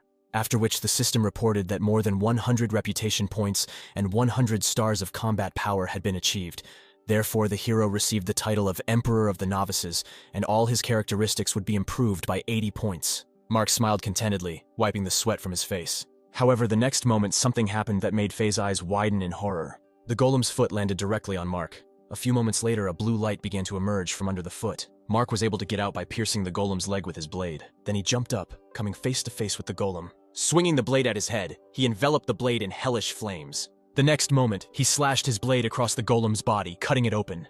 The fire golem could not survive this blow and fell limply to the ground, turning back into lava. The system reported that Mark received 900 experience points for killing him. Faye happily exclaimed that his master was simply amazing. Noticing that Mark was frozen and not moving, he excitedly asked what happened. Suddenly, a bright beam of light fell on the hero, causing him surprise. The robot appeared and said that Mark was now skilled enough to pass the martial arts test. The hero remembered that the Fire King mentioned this during the battle. Looking at the robot, he asked how to take part in this test. The robot said that for this, he needs to go to the temple of thousands of phenomena in the big world. During the test, the body of the test subject will be transformed by the power of the divine path, and he will receive the title of an earthly level master. The robot also said that during the test subject's success would be assessed. The higher this score, the greater the transformation power would become, and the more benefits the test subject could receive. After analyzing the robot's words, Mark realized that he needed to get the highest score in this test by any means. When Faye flew up to him,